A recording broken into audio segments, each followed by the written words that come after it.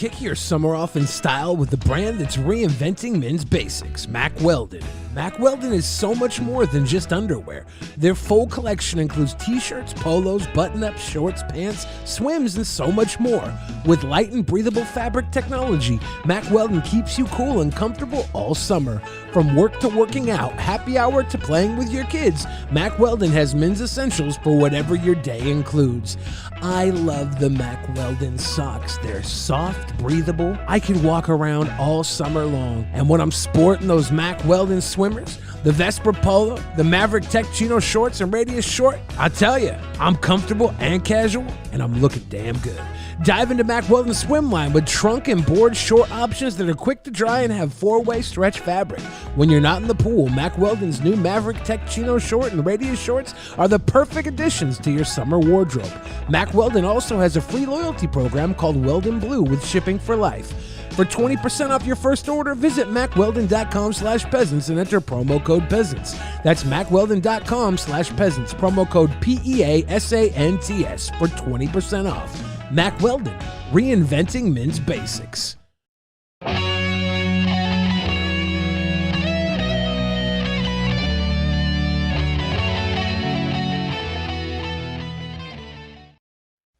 the beginning, there was nothing. And then there was the Drunken Peasants Podcast. I gotta get a witness. No! Say, man, you got a joint? No, not on me, man. I don't have facts to back this up. It'd be a lot cooler if you did. That's true. Sometimes I cry. Oh! Lick my butthole, he laughed. From the strangest corners of the internet, here to bring you opinions of the world from an altered perspective. Here are your hosts, the Drunken Peasants. Hello, everyone. Welcome to the Drunken Peasants Podcast. This is episode 891. Do it live! And we've got, for the first time ever, joining us, we've got Tony from Hack the Movies. Thanks for joining us, Tony. Welcome. I'm so happy to be here. How are you? We're happy to have you here. You said something hilarious in the chat before the stream started. Because someone said, why does Tony look so similar to Asterios? And you said that Italians and Greeks are like Romulans and Vulcans. Yeah, we share a common ancestor, and Italians, the Vulcans are better, and that's just a fact. I don't know. I think we can all agree, right? Am I right? When it comes to Star Trek antagonists, I do like the Romulans the best. Really? Yes. Well, I mean, Vulcans are better, but okay. No. So Romulans decided they were Vulcans, and they decided to stop being passive aggressive and actually feel their emotions. Lame. Left and went to their own planet. And what a bunch of crybabies. You're not wrong. And then they have another planet of monster men that are even worse than that. Oh, the Remans? Yeah, wasn't that only in Nemesis? That movie was terrible. Yeah, that was the last TNG movie. If the Romulans allowed you feelings, what do the Remans allow? The Remans basically, their whole planet, because it's Romulus and Remus are sister planets, and Remus is just a bunch of mines. They're dilithium mines or something. Oh, yeah. And they're really grotesque looking, and they live all in a subterranean environment. It's kind of like in Lord of the Rings, the orcs aren't they supposed to be deformed versions of the elves? Yes. Yeah, that's basically. And in that movie Nemesis, it was the Romulan Empire got taken over by Tom Hardy, who was a Picard clone. He's all skinny in that movie too. Nice. He's really skinny. He's very skinny, yeah. I saw that creepy reading in the chat, and I think he was talking Star Trek as well. He said Dweebo. Is Dweebo a race from Star Trek? No. Then he must have just been calling one of us a Dweebo. We are. Not me. Not me. Ben could have just said yes, and I would have been oh yeah, sure. I'm not familiar with that. I just would have believed. Yeah. Yes, the Dweebos, of course, from Deep Space Nine, the season blah blah blah. I'm I didn't watch that one. Dweebos. Okay. Dweebo sounds more like a Star Wars name, like something that would be sitting in the cantina. So, Billy, we have to talk about your day yesterday, because yesterday I went to a Mariners game and they actually won. But you had a much more fun day. Yeah, I went to the ER. Yeah. I sat in the ER for 5 hours before I got seen. And then it was 3 hours for them to put their hands on my What'd you back. do, go to an ER in Canada? I should have. I was sitting in the room for like 3 hours after I was in the waiting room for 5 hours, and I got in the room and they came in and they like touched my butt and then like fondled me a little bit. It was cool. Like Was this a Catholic hospital? No. The doctor was really nice. I'm not complaining. Okay. And then they chucked me in front of an X-ray machine, and the guy doing the X-ray was a guy I went to middle school, high school with. And so that was pretty cool. But I don't know if he saw anything inside me. He didn't tell. Like, they said everything was fine. I don't know if he could tell I had a G.I. Joe up my butt or not. Yeah, it was Cobra Commander. Wait, so what? Why were you in the ER? What happened? I got in a car accident. A couple weeks ago, and I thought I was going to be just fine, and gradually it just got worse and worse. And did you go to the hospital after the car accident initially? No. They usually tell you to do that. Well, I felt fine like the first couple of days. Mr. Barry, I actually also represent the insurance company of the other driver, and you told us you were perfectly fine. And you did not seek medical attention. What I said was I made sure I said nothing yet. Mr. Barry, you gave us a statement. I made sure on my statement I said nothing yet, in case something came through. Because I wasn't going to tell him I was fine, because I didn't know if I was fine. We believe you're probably at least 50% responsible for Nah, the man. too. I'm a sweet boy. I'm a sweet boy. Yeah. Yeah, so I don't know. If I have to, I'll get like a sleazeball ambulance chaser lawyer, and he can get me a Corvette. He'll get himself a Corvette. True, yeah. He'll drive away in a Corvette. Like help pay for the medical bills and get you better. It's just I just want a Corvette. Like, oh, okay. Yeah. Yeah. But we'll see. I think I'll be okay. The doctors did enough poking around down there. Everything should be fine. Did you see anything crazy in the ER? Oh man, yeah. Like injured people? Yeah. There was like a 5-year-old boy in the waiting room next to me. Yeah. And he had like this gigantic lollipop and he was so happy, but then he had like a wound in his head the size of a quarter. His eyes were like glazed over like he was like crying, but he was so happy with his giant chocolate marshmallow lollipop thing. And I was like, man, I just want to give that kid like a hug. Like I was like I'm not a praying man, but I was like wishing to like, I don't know, Beelzebub. I was like, Beelzebub, give this kid a Corvette. He deserves a Corvette. He's sweet. Yeah, he's a cool kid. Beelzebub is known for helping children. He's really into that. And giving them Corvettes. Yeah, I wanted to give that kid like 1,000 high fives. He was like the coolest little kid. He had a giant head wound, and he was just going to town on his little candy, his lolly.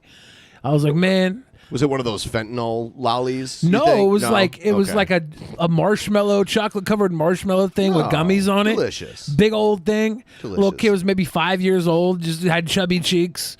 I wanted the world to like treat him right for the rest of his life. Poor little guy had a little head wound. I was like, man, can we like give him like a lottery ticket or something and let him win? Just make his life easy, please. Little kid. Then I had a crazy guy next to me, and under his breath, he was like calling out everybody in the hospital. And he was like, I didn't realize he was like staring at me because he was talking under his breath. He's like, nothing. You're nothing. And I like glanced up for a second just because like. He was saying you were nothing? Yeah, he was like looking me right in the eyes like, you're nothing. And he's like 70 years old, very skinny guy. Even with my back bad, I could have snapped his neck in a second. So I was like.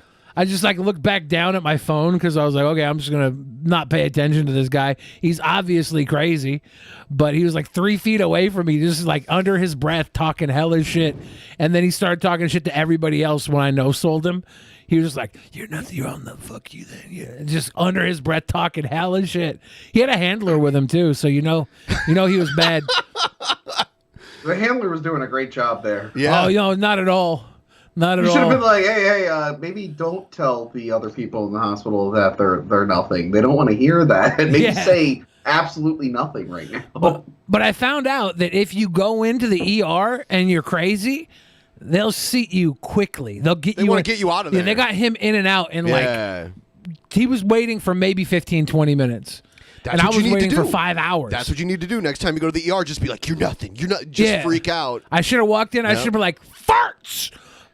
I taste all your farts. And just kept saying that over and over again. And then they'd be like, let's get the fart taster guy in. He's taking way too long. I'd like try that now. Whenever I just have like a normal doctor's appointment, just go in and just start screaming until they fucking Just, as soon as I'm in the room with the doctor, I'm like, oh, how you doing? I'm feeling a little sick. Just like totally switch back to normal. Yeah, that's. I'm just not that type of guy. I'd rather wait 5 hours and not look like he's crazy. I'm like the doctors and everybody were very nice to me. They just they took long and they were like, we're so sorry. I was like, it's whatever. Obviously, I don't think you were just having me sit out there for fun. Like if you were, fuck you, but still help me. You added a certain ambiance to the ER waiting room that they didn't want to let go of. Maybe, yeah. It was like an episode of Night Court. Yeah. I was like, an episode of Night Court. Yeah. Oh man. So Tony, I've been meaning to ask you where the place, like the set where you guys do your Hack the Movies videos, was that just like an old storefront that you rented? No. Okay. We've actually shown it in so that set was left over from when we used to do rental reviews on Cinemassacre, which then got canceled. But our office, we still had the set built, and the set was made up of all of our collections at the office, not James's. So I'm like, well, I don't want it to go to waste. And I was using it for my personal videos anyway.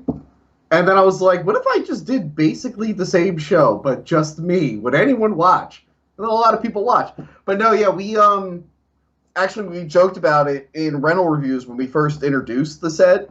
We joked about how it used to be an old Cash for Gold store, and that's actually where they got all the storefront stuff from, like a closed Cash for Gold store. But yeah, no, it's only like, it's 2 walls and then 2 cabinets, and then we've done a couple videos where we've like joked and showed the other studio, and it was like, it's just a studio inside our building.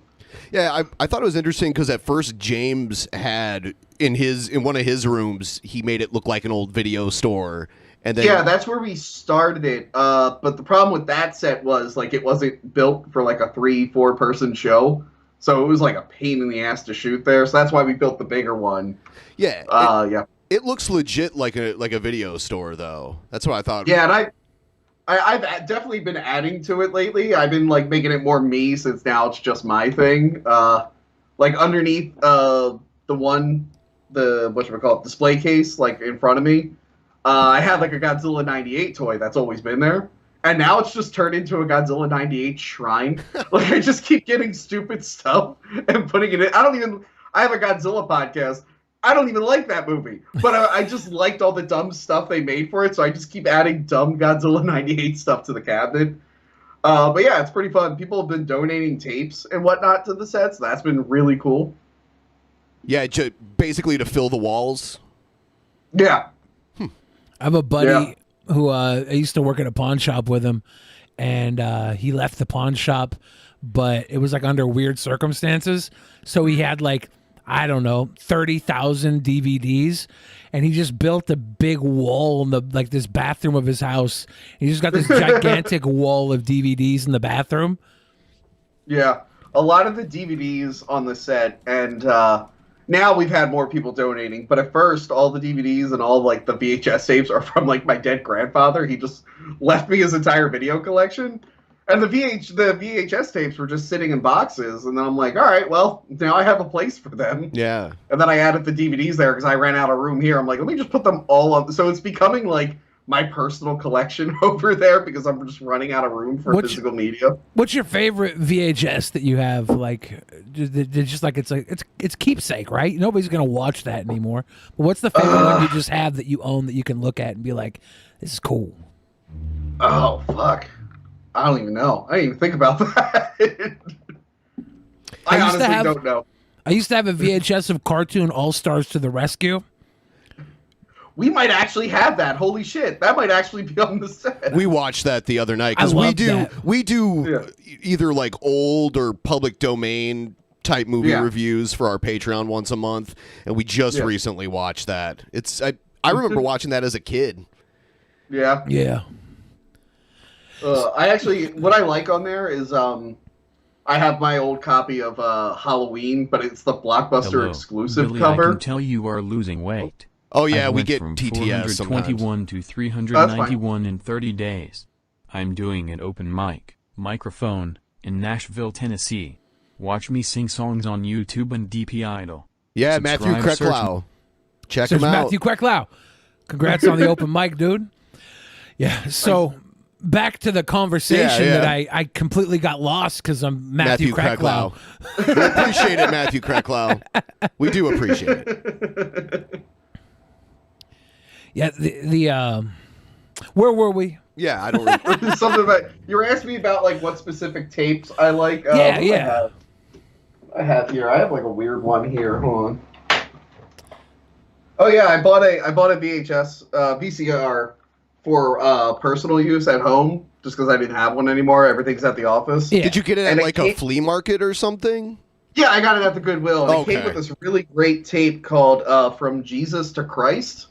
And I watched a little bit of it. It was pretty good. Oh, wow. What else do I have? Hold on. I have another thing I got at the thrift store. Oh, God.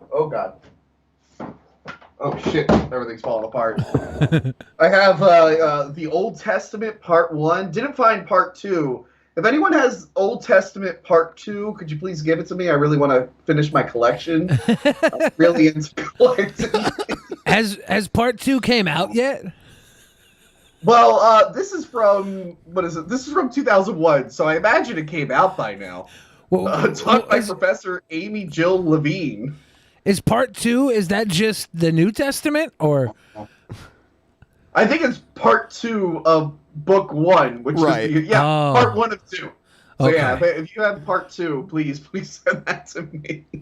I don't know why I have this. I wonder if it's on Amazon. It was like a funny, just giant DVD case. I'm like, I've never seen a DVD case like this before. Yeah, it's ridiculous.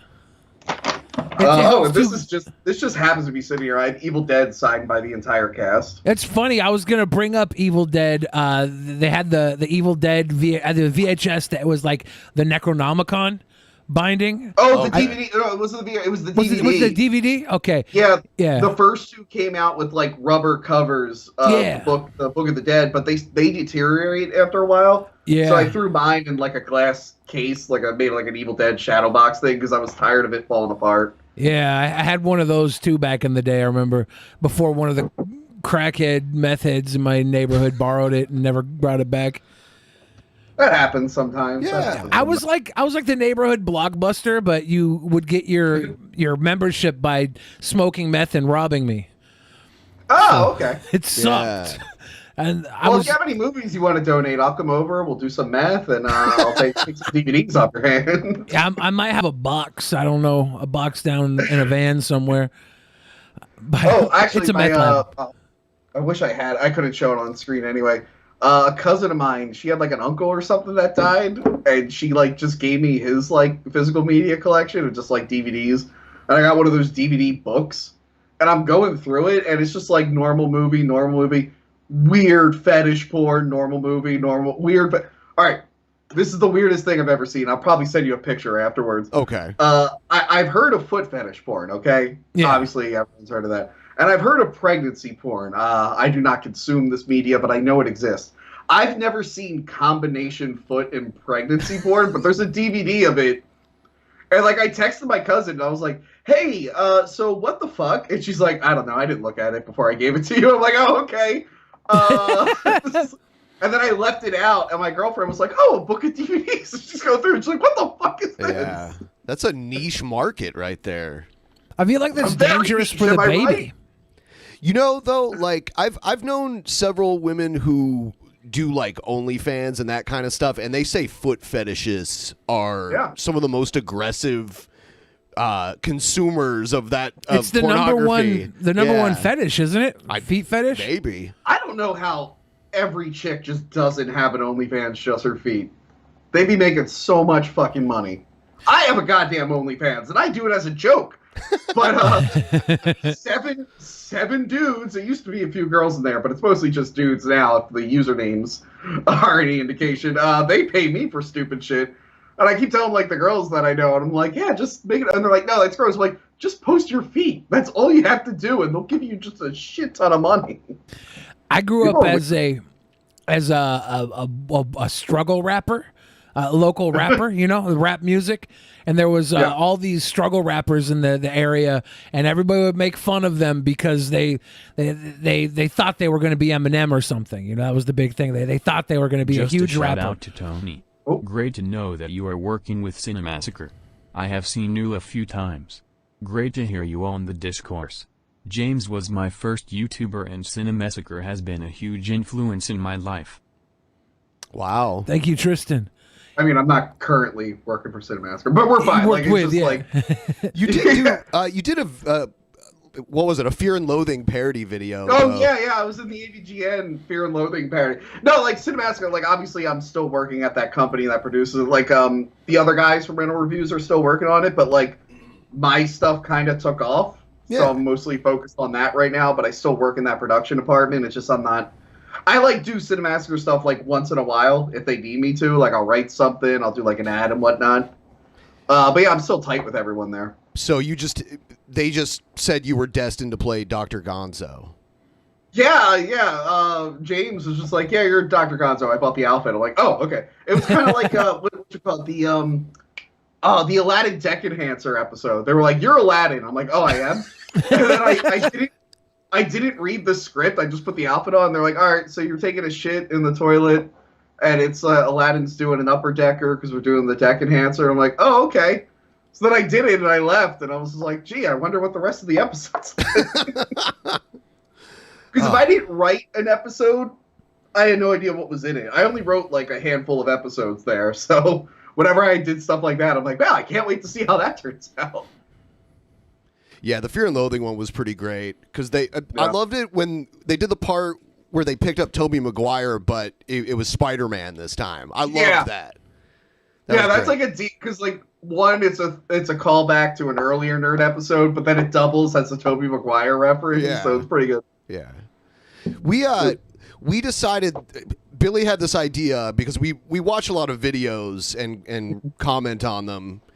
Yeah, we were gonna watch Hollywood actor meltdowns. Ooh, yes. This first one I love Hollywood actor. Matt Damon loses it and flips out at Adrian Grenier. Grenier? I don't know how to say his name. While filming. Let's see what this is all about. What movie? You guys rolling, got speed? Oh yeah, this is action Adrian. Aquaman. That's the guy lucky. Yeah. But many kids aren't. No food, no water, no school, no future. When I grow up, I will change the world. But for now, I need your help. Go to one by one. Right? One by one. Go to onebyone.org. Oh damn! So is this a PSA that they're filming? Is he gonna flip out on him while filming a PSA? Yes. Oh wow! Do they not have a teleprompter or? Why is Matt Damon directing a PSA? It's probably his like project. Okay. And that's maybe why he flips out because he's so passionate about it. Okay. And Adrian Grenier, is that his name? I don't know. Probably. I don't know how to pronounce names. Adrian Grenier probably walked in like, whatever, I'll do it. Like maybe he's court ordered. Who knows? It's his community service. And Matt Damon's mad because he's not giving it his 110. They're like in an airplane hangar, right? Yeah. Matt Damon does a lot of like stuff for like causes. I forget what like his big thing is. I don't know if it's in the environment or something. Probably.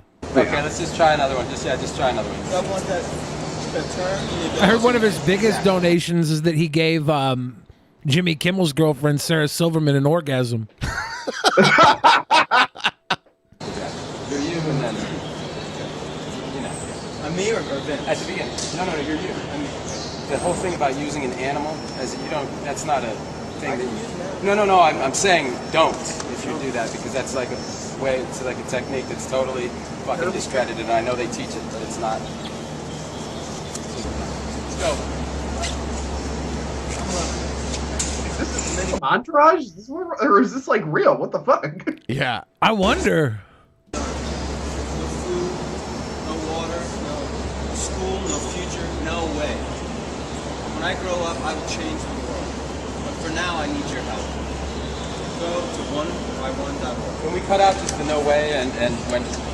See, I don't know what we're cutting to. I'm getting passionate about I understand. I know, but now you're just totally overdoing it. It's like no way. It's got.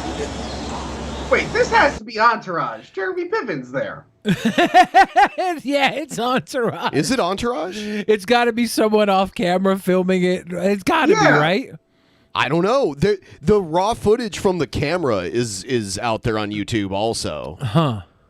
Was this like a viral thing that they did? I didn't. Well, I know Entourage, but I didn't like follow it. But I think this is. Why else would Jeremy Piven? Yeah, I don't know. I mean, he could be there because he's filming as well. But if he's in character as Ari, yeah, that's. Is that what this is? It might be. I think this is a fake thing. Is this fake? I'm gonna say it's real.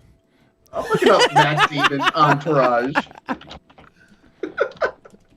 Yeah, it's a bit. It's a bit. Okay. Is it a bit? That's what everybody's saying. It's a bit.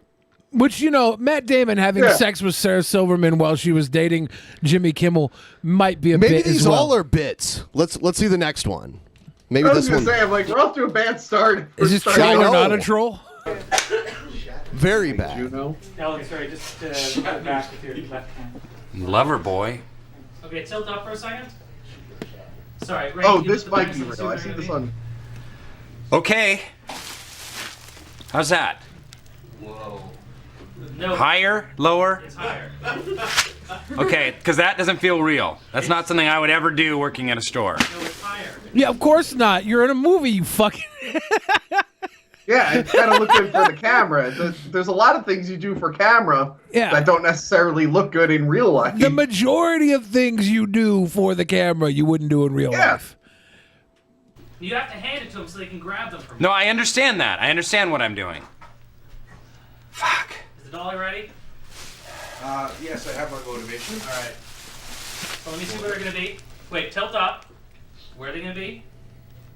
I'll do it on the day, okay? Just, can you live I know how to do it. The focus is critical, and if we can't keep on fucking doing this. I know how to lift bags, Jason. Yeah, well, you'd think. Just roll. Action. Roll. All right. Take him.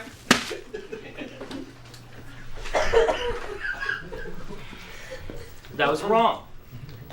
Well, because they didn't step in and take the fucking bags. They didn't take the goddamn bags when they're supposed to take them. I like this version of Dwight. Yeah. Yeah. Yeah. He went to my high This school. seems more like Yeah.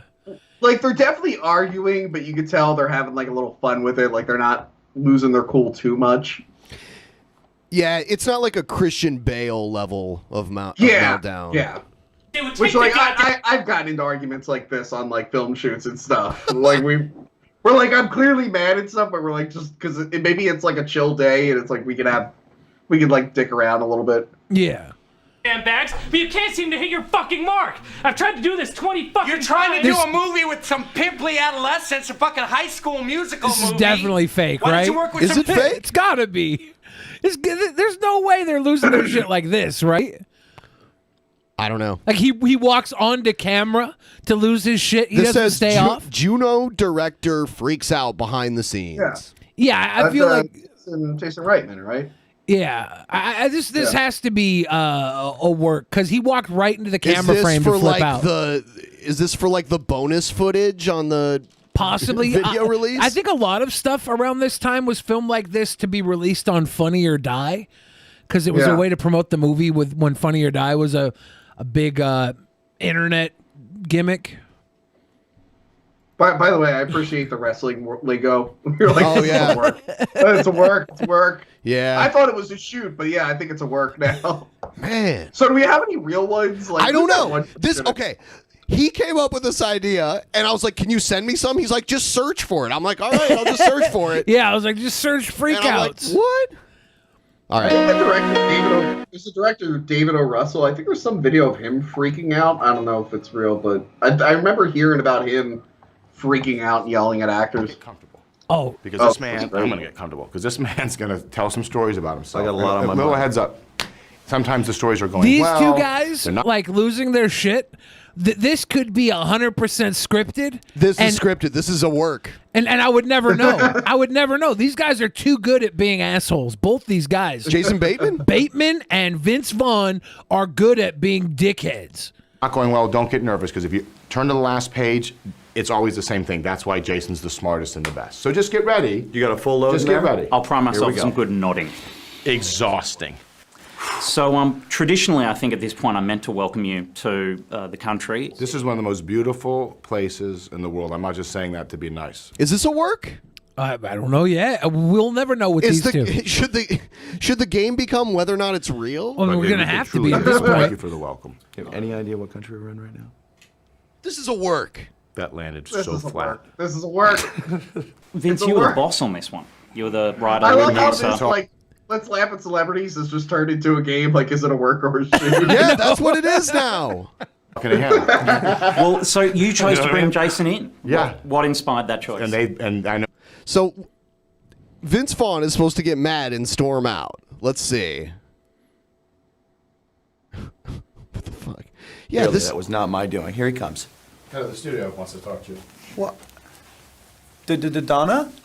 Donna? Does she spell it with 5 Ds or 6? This is fake as fuck. All right, how about this one?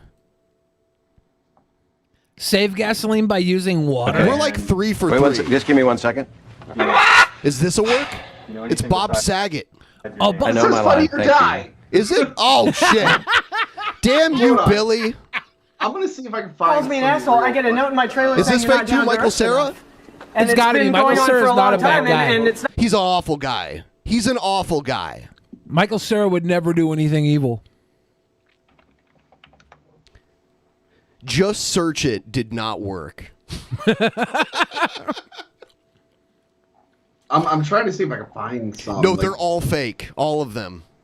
Everyone you find. Every actor that's ever had a freak out, it was always fake. It was always a publicity stunt. It was I always. think there was one with Tom Sizemore where he like got up and his microphone was still attached to the chair. I can't find that. How's it going? Hi, how's it going? It's great to be here. I found one of David O. Russell yelling at Lily Tomlin. I'm gonna send that to you. That's Lily Tomlin. Nobody could yell at Lily Thank you. Tomlin. I liked it. What is the question that you're Oh, most that's it, sick you're of right. today? You wrote a Probably black like, one once. what does it mean to be super bad? Yeah, what does it mean to be super bad? Or like, what was your Is this a work?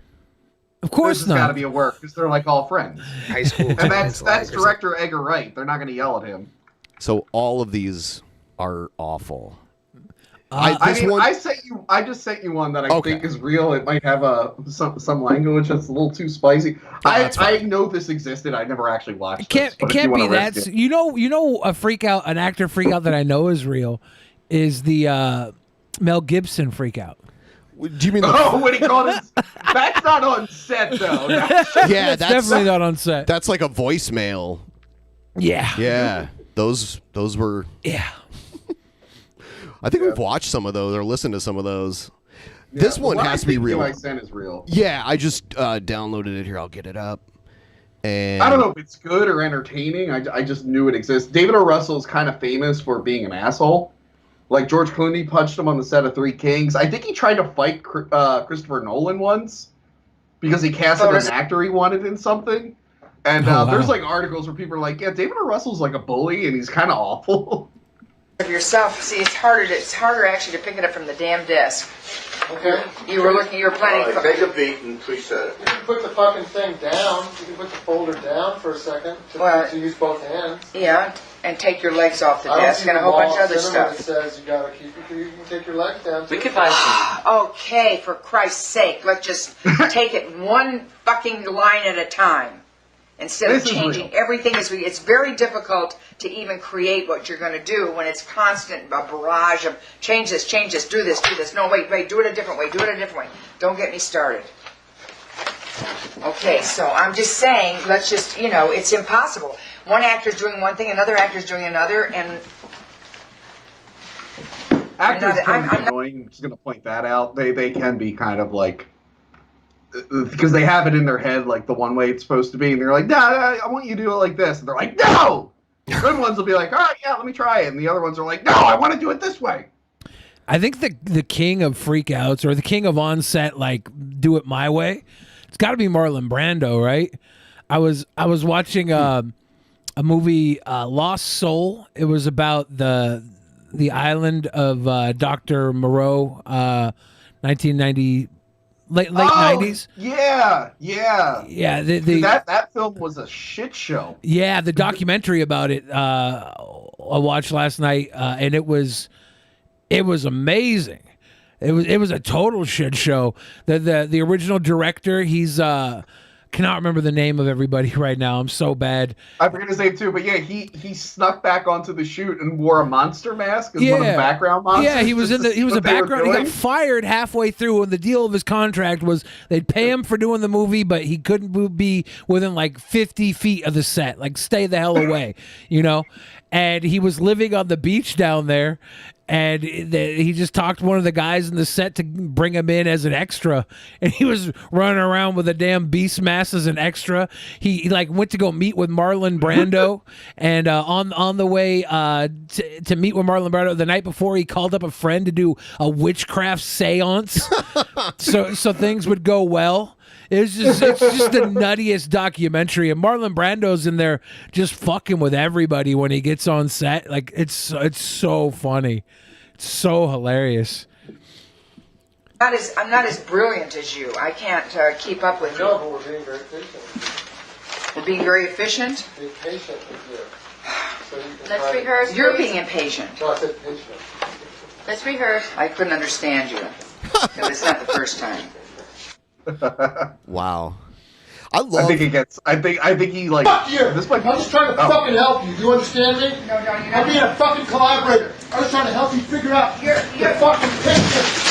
I'm not here to be fucking yelled at. I worked on this fucking thing. This is a work. No. This is a shoot. Yeah. 3 fucking years not to have some fucking cunt yell at me in front of the fucking crew when I'm trying to fucking help you, bitch. Figure it out yourself. Well, I have to figure it out. Yeah, fuck yourself. Damn. Why don't you fuck your whole movie? Because that's what you're doing. Oh, did he throw something at Lily Tomlin? Threw something at her. She like dodged. Could you imagine throwing something at Lily Tomlin? Oh God! Northern Here it comes. perspective. We don't see Michael Cera anymore cause he evolved in Jesse Eisenberg. Also favorite freakout is Orson Welles' Frozen Peas. Yeah, Orson Welles got some good ones. Or him drunk on the set of that wine commercial. Did you ever see that one? Yeah, we watched that a couple months ago. The French celebrated everywhere for their excellence. Celebrated. He says sexcellence. He's like celebrated for this. That's become a thing. Like in my house, like in the morning when me and my girlfriend, like if we're like yawning, I'll be like, "Oh, the French champagne," and I just go into the whole rant. From Paul Masson. No, if you look up the actual commercial, whoever fucking edited that deserves a medal. Like, he made it work. I'm like, that is some stellar editing. I feel like he did a voiceover maybe like the next day or something. Oh, he had to have. There's no way. Yeah. They got someone who sounded like him and he didn't know. I love it how the director's like, action, and he's like, just do anything? Like that? Like they wanted to just do anything. It's hilarious. Everyone who's watching right now, please like the stream if you haven't already. Throw us a like. It helps us out if you could do that. Here's, I know this one's real. Robert Downey Jr. storms out of an interview. I don't know if you've ever seen this one. This isn't on. Oh, what? Hold on.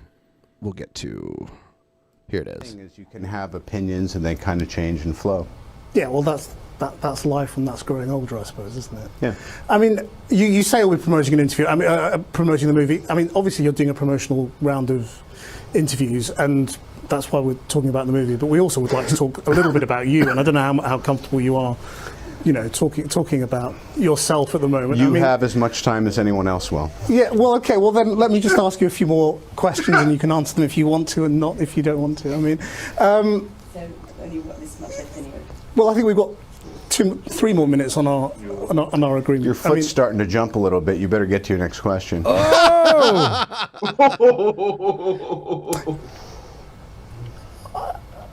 You what was that noise he made? His dignity got caught in his throat. The reason I'm asking about the past is that you've talked in other interviews again about your relationship with your father and the role of all of that in the dark periods you entered and taking drugs and drinking and all of that. And I just wondered whether you think you're free of all of that, or whether that's still something. I'm sorry, I really don't. What are we doing? Well, I'm just asking questions. That's all. Right. Okay. Bye. Thank you, guys. Are you? Oh, I'm sorry. That was. It's okay. That was more than a fair walkout. Like, this guy was hanging on to every little stupid word to push out. Well, he's trying to talk about how he went to jail 30 years ago or whatever, right? Well, yeah, he should have brought it up. Yeah, I mean, straight shoot with him. Yeah. Guy like Robert Downey Jr., you beat around the bush, he's just gonna jump in that bush and take a nap. Like he did in that boy's bed in his neighbor's house when he walked in drunk. I found one. I don't know how good. Like, I remember this, but it's kind of a long clip. I don't remember what happened. Billy Bob Thornton was in like a country pop band, and he went on a radio show to promote it. And then the guy wanted to ask about his acting, and he started to derail the interview. He just started mentioning random stuff. I can send it to you. I don't know how funny it'll be. Because I don't know where the good part is in the clip. Well, that's the cool thing about this show is we watch stuff that's not funny at all the time, and then we make it hilarious. This while I'm downloading that show is one, good. I fell off for a little bit, but I remember watching it like a few years ago, really, really liking it. Obviously, my favorite one is it was the Maddox one for different reasons. That was a very good episode.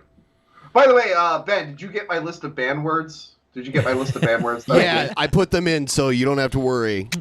You know? Good. And don't refund that money, by the way. Yeah, that was insane. That was hilarious. Yeah, and when I read the list of banned words, I got a really that was so fucking funny. Yeah. I was telling like friends about that. I'm like the idiot. In an attempt to save himself, he doxed himself. It was the funniest goddamn thing. Yeah, it was out there. And I got a really angry DM from him, and then he blocked me everywhere. And I guess now, like any time, yeah, in any time, even till this day, I believe, if me and him have a mutual acquaintance and they collab with me at all, they get a DM from him being like, "You shouldn't trust this guy." So well, the guy is just sad pretending to be a banana on Twitch. What else does he have? Here's the Billy Bob. Did you guys? It seems like it's like a poorly edited YouTube poop, right? Yeah. For start playing. He's no selling the interview, so the guy will ask the other bandmates more questions. Yeah, apparently, from what I remember, like he didn't want to talk about his acting. And then the guy brought it up, and that like really pissed him off. So that's why he's no selling the interview. Well, he hasn't brought up the acting yet, has he? Or is that maybe? Is this out of sequence? Maybe. It might be all chopped up. I liked baseball when I was. Yeah, he's shitting on this guy. Yeah, and you almost became a professional baseball player, right? I don't know. I don't know. I don't know. Maybe. The editing on this is the drizzling shits. Shout out to whoever did this. If you're watching right now, I'm sorry that I hurt your soul, but this is the worst. Of course they're watching. He's just talking about whatever he wants. Yeah, this is great. And these are the answers I'd want to get. Like even though this guy's not going for these answers, they're fantastic answers. He's just asking the wrong questions. Looking back, I wish I just came onto the show and just did this without even like letting you guys just be like, so what? How about that set, Tony? And I'd be like, yeah, when I was a kid, I like to think we'd have made it work. you guys probably could have made it work. So you're an angry video game nerd. It's like, I sang Aerosmith in a talent show in 7th grade, but I sang bad on purpose, and it really pissed off the teachers. I actually really did do that, but yeah, I could have done stuff like that. Which Aerosmith song? The one from Armageddon, because that's the funniest one to sing bad. Yep. I don't want to close my eyes. The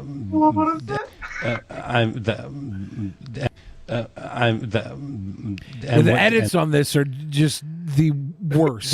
This next video claims to be a Dennis Quaid freak out. Oh yeah, Dennis Quaid. I heard he has an embolism from all the freakouts he did on set. What the fuck? Keep going. I am acting here, and this dickhead wanders onto my set. I can't even get a line out until Dopey the Dick starts whispering in. This is a shoot. I think this might be a shoot. Is this on the set of movie 43? I'm not sure. Oh wait, I'm seeing it. This is another on Funny or Die. Is it? Yeah, I just saw it on Funny or Die's website six Is years it? ago. Truth behind. I mean, it says behind the scenes of Dennis Quaid's freak out. I don't know if it's real. I don't know, but it's on Funny or Die. Damn it. I mean, keep playing it. Maybe it is real. You're here, and you're not even watching anymore. Dennis.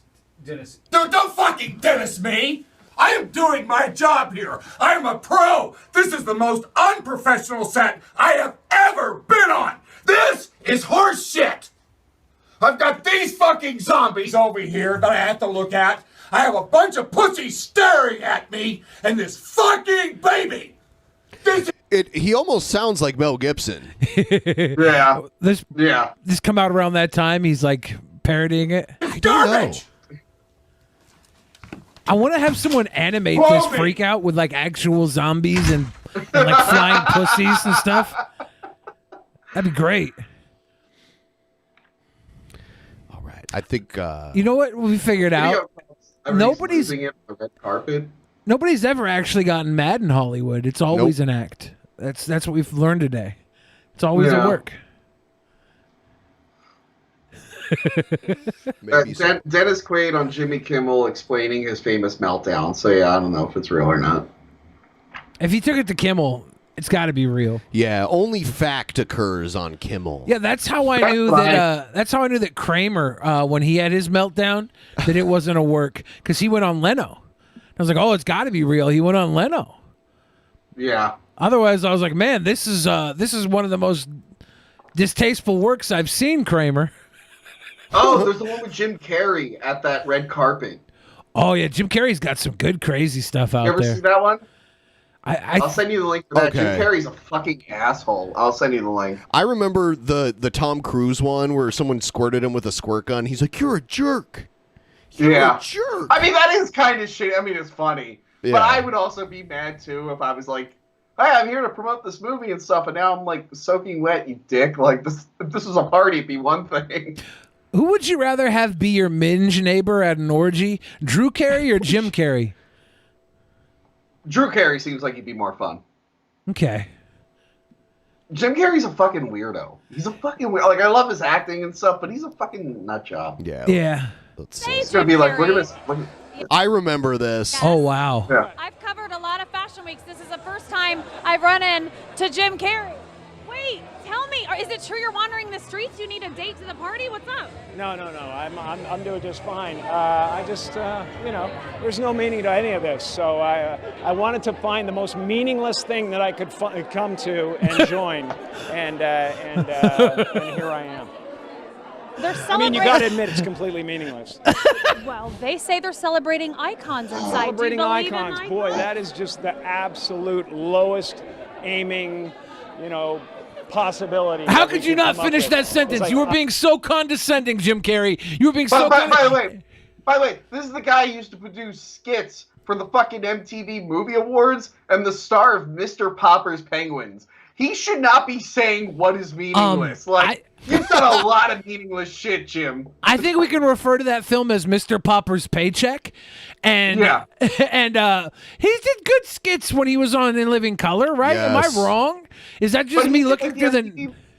Yeah, he would do the MTV Movie Awards, and he'd always do like a bit, and it's like he's calling this, which, sure, I don't give a shit about this award show, but like him saying like, oh, this is bullshit, it's like, you've been in some bullshit award shows too, you fucking hypocrite. It's true. MTV Awards are not bullshit.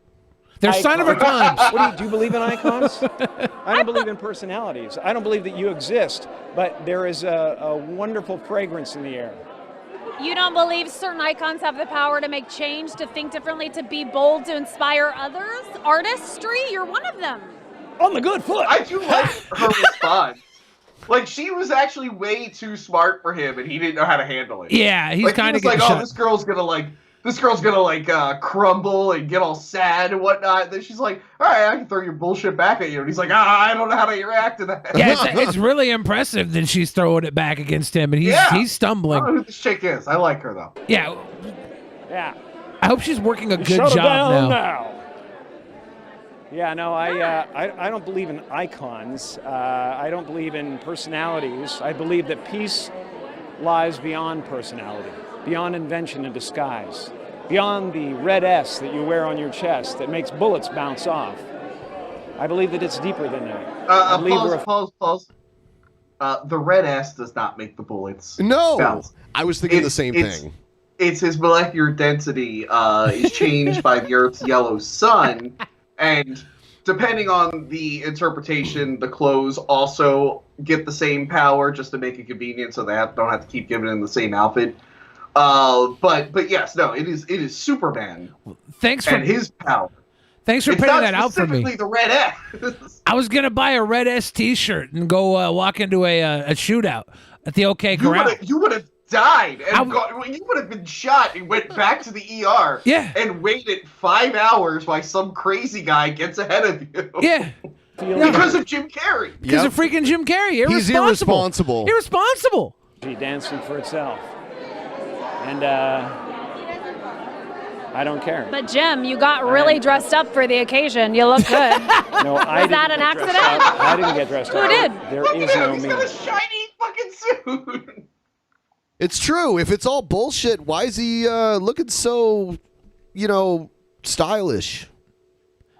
Maybe he's there to pick up a girl, and he thought nagging the hostess would get it, and he was wrong because she's on her shit, wrecking him. He was circling her at the beginning of the interview like it was predator prey, and then she was like, "No, you got the wrong one. Yeah, I'm not Kat Bunny Rabbit." Sadler.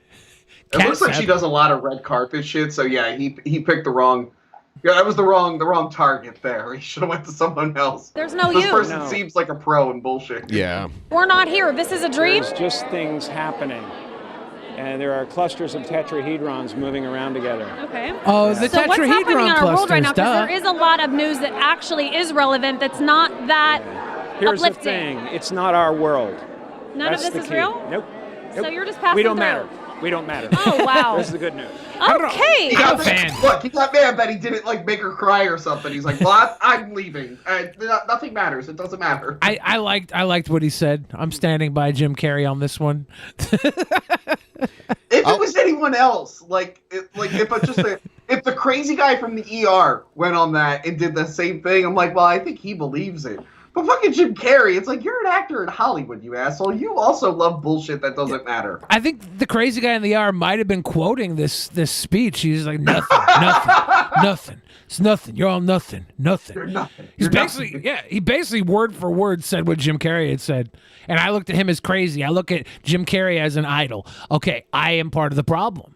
You're part of the problem, man. It's idolatry worship. Wasn't Jim Carrey when he was filming Man on the Moon? Wasn't he doing method acting and they have an entire documentary that came out. And he's lucky Jerry Lawler didn't beat his ass. Yeah, everyone hated it, including the people who actually knew the fucking actor in real life. Like Jerry the King Lawler talks about it all the time. Yeah. He's like, yeah, I had to tell him, no, I knew this person personally. I was friends with him. He didn't act like this. Yeah. It's like, you're not chatting, and everyone, I have friends that are like, oh man, it was so amazing how he did that. I watched that documentary. I'm like, nah, it just seems like he was being a dick because he was making millions of dollars and just his ego blew up. That's how I know I'm toxic. I love people who are dicks. It's something wrong with me. I enjoy it. I do too. I love people who are dicks, but when you try to justify it as like, oh, I did this artistic thing and I just went to that place and that's why I did all that. It's like, no, you're just a fucking asshole. Just say you're an asshole, and I'd respect you way more. Be like, yeah, I'm just like a prick. I just don't like people. Like that's what I would have preferred from Jim Carrey. Yeah.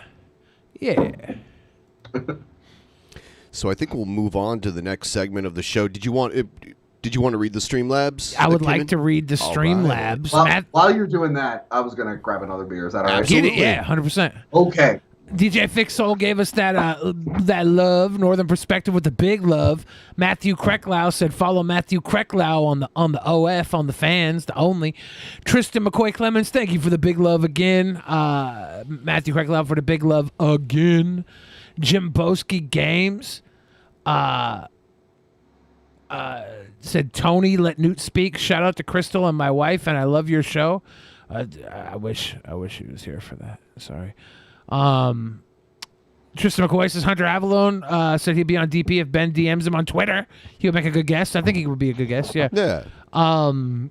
Dragon the West says the Romans plagiarized their mythology from the Greeks because they had the superior gods.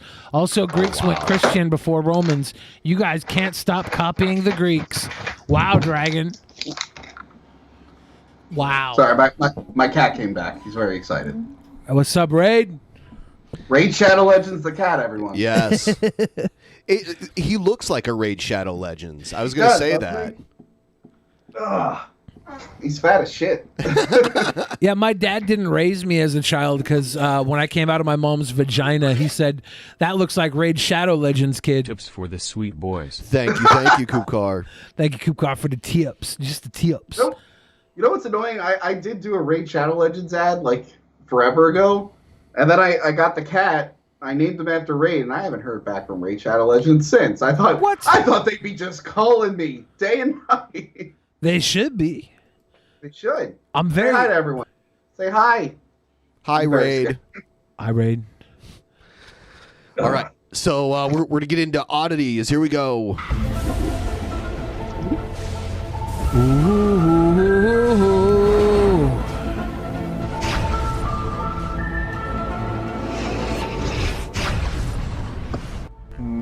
Could he disappear? Could he disappear? Oh, God. Could he Oh, God. disappear? Could he disappear? You know, I was just thinking I wanted to show Tony this the trailer for Gail's movie. Have you ever heard of Gail Cord Schuler, Tony? You know who that is? Gail Cord Schuler? It's not ringing any bells. She is she's a woman that makes videos on the internet, and she claims that in real life, Brent Spiner is her husband, and he lives on a intergalactic starship called the Church of Wait, Death. I have heard of this girl. Yeah. So she Fucking Medicare covered her like a long time ago, I think. Yep. Yeah. I've heard of her. We've had her on as a guest a couple times. She's such a nice lady.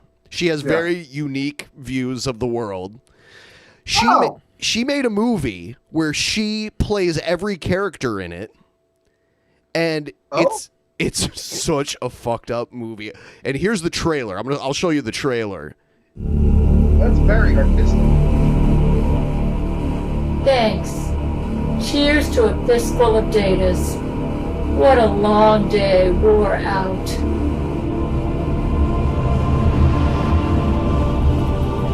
In a world where drug rape and Jesuit conspiracy run rampant, a man yes on a mission for the woman he loves My angel. is raped. Jesus Christ! I disavow. Director Gail Cord Schuler with producer Gail Cord I don't know Schuler. how, but she managed to ride up and down all 18 inches of my erect penis. A Gabrielle Channa film. Steven Spielberg raves it's the most impressive expose of Brent Spiner's rape ever made. Wait. Can I make a guess? Yeah. This is just a collection of her crazy videos and someone just edited the voiceover and stuff to it. It's a whole movie. Yeah, she made an entire movie. Yeah. This is What about the Steven Spielberg part? Is that was a joke. That was like okay. I think maybe somebody did the voiceover as a joke. Yeah. But they edited the trailer together from the movie she actually filmed. Yes. We watched the whole Okay. movie. It's mad.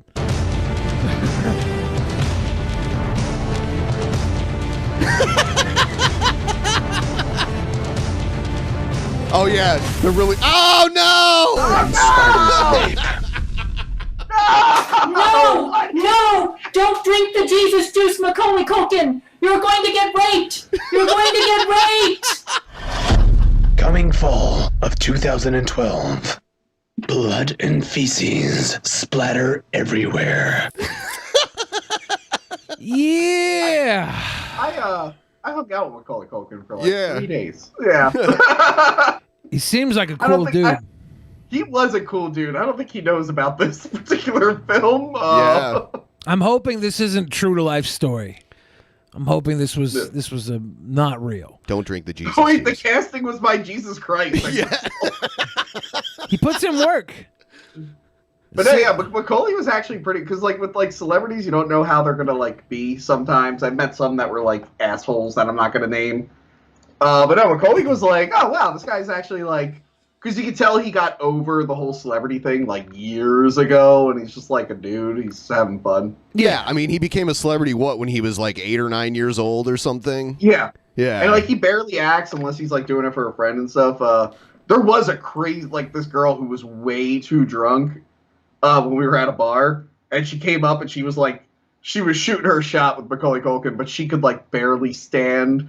Like she was out of it. Her brother had to be like, I'm so sorry, Macaulay Culkin. I will take her away. And I'm like, I feel so bad for that girl, because like because you know she's not gonna remember it. And the next day her brother's gonna be like, yeah, so you met Macaulay Culkin and you completely embarrassed yourself.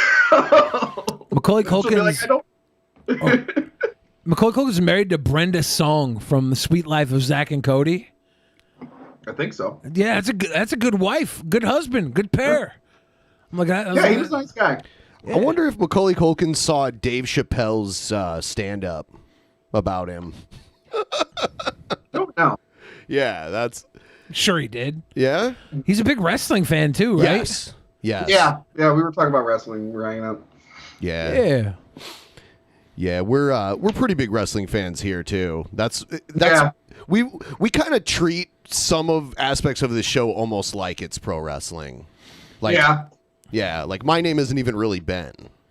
You know? Oh no, His real name is Monty Sop. Monty Sop.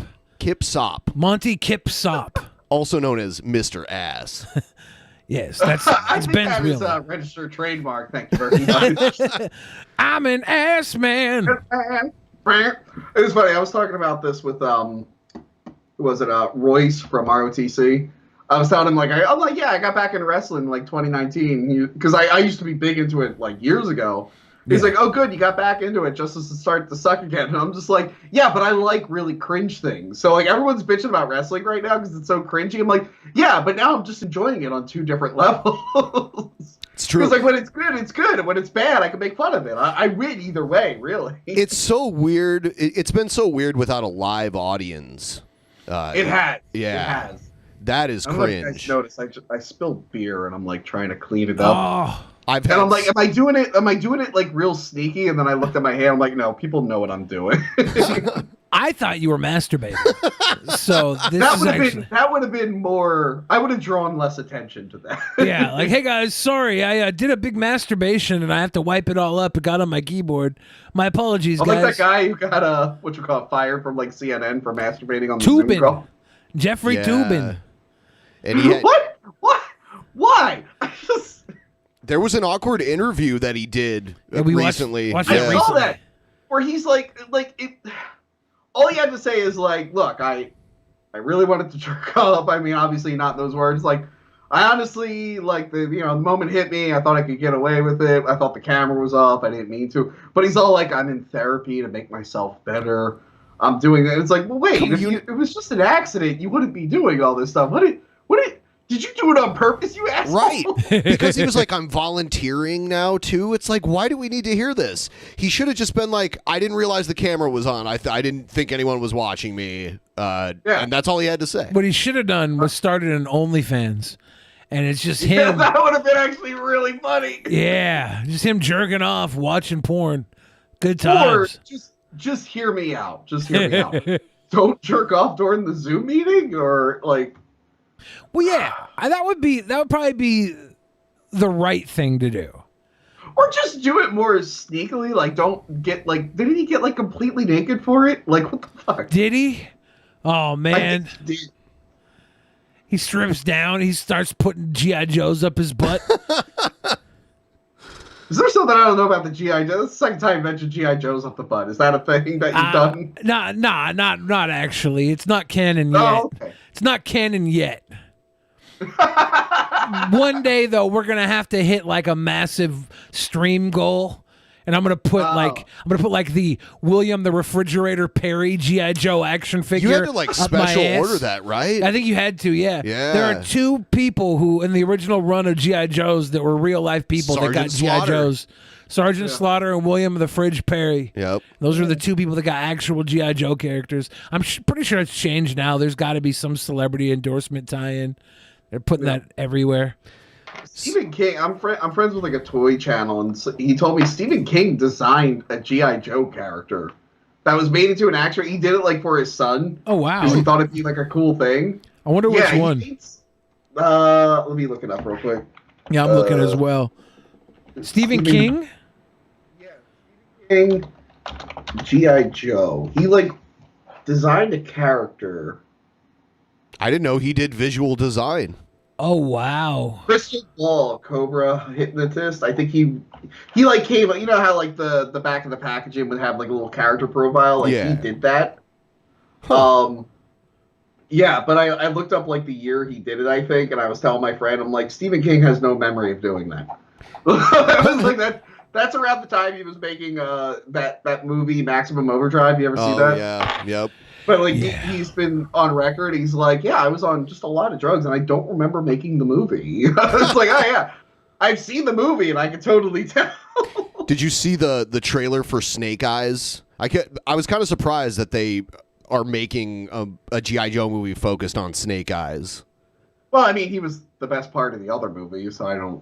I mean, I know this one's not in continuity with that, but if I was making a movie, I'd be like, yeah, just focus on Snake Eyes.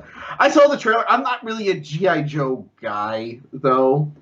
I wasn't a big G.I. Joe dude, so I saw the trailer and I was like, whatever. I like ninjas. Maybe I'll give it a shot. Yeah. That's why they were. It was Snake Eyes and Storm Shadow. Those were the big ninja characters that they had. Oh, I remember there he that. is. There's Crystal Ball. Yeah, that's the one Stephen King made. He's Interesting. He's like, hey, I want to make a cool doll for my son. He's gonna look like an absolute psychopath. He looks like one of the truck drivers from Maximum Overdrive. Yeah. But yeah, my friend SEO Toy Review, he's the one who told me that. It's pretty good. If you're into toys, it's a pretty decent channel. I mean, I'm gonna have to have toys into me soon. Good. I've been watching a lot of these King Cobra animated. Are you familiar with King Cobra at all? King Cobra JFS? King Cobra JFS? Yeah, he's this guy who makes YouTube videos, and he's kind of how would you best describe him? A savant. Yes. And people take his videos and animate them now, so... Oh, they used to do this to Christine Chandler back in the day. Oh, yes. Yep. Very similar. Sonatu, yeah. Very similar vibes. I got off of work, rode my bike from my job. Wait. This is the animation I thought it was going to be like hand drawn. No. All right, keep going. Locked up my bike, had a beer, unlocked my bike.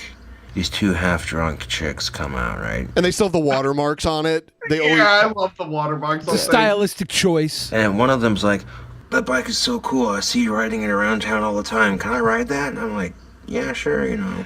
Yeah, Not the first sure, time I've you had know. chicks checking out my bike.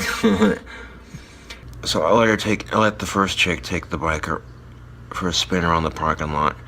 And she's like, oh, this is so smooth, going on and on about it, you know. And then she goes up to her friend, she goes, you gotta try riding this. And I held the bike while she got up on it, and she raided it around the parking lot just like her friend did. Right before she gets off the bike, this other chick is like, I'm too short for this bike, it's rubbing against my clit. And then she gets off the bike. And I rode away like, oh, dude, I haven't had sex in almost a fucking year. And some cute-ass chicks are wanting to ride my bike and shit, and one of them's talking about how the bike seat's rubbing against her clit because she's too fucking short to ride it. I'm just like, oh, dude. It's definitely a sign of things to come. Yeah. Just a little bit more patience. A little bit more patience. Do you think that he counts that as like first base? I think so. Yo, 100%. That guy counts that as first base. Yep. Oh my god. What's his dry spell now? I think he's going at 3 years. 3 years. He talks about it a lot. Jesus. Yeah. It's a sign of things Man, to come. that like hurt. Like I think my longest dry spell was like maybe 3 months, maybe, and I was like, man, well, I'm never getting laid again. This is the end. And then I hear about those guys. I'm like, oh man, I had a lucky. And he's always like, "Oh man, tons of girls check me out all the time." And he wears like pheromone soap to try and attract women. Tactical soap. Doesn't work. Like, how many times does that have to be disproven? Like, what the fuck? What's up, fellow YouTubers? Now, I'm not streaming as much because I'm kind of taking a break from videos, but I figured I'd make this one right quick. No, over the next couple of weeks. This is like, this guy could get a weird girlfriend, but the facial hair is working against. Like, there's someone out there for everyone, to be honest. And looking at, I've seen guys that look way worse than this that are like fucking married. He just needs to figure out the facial hair, and he'll be good.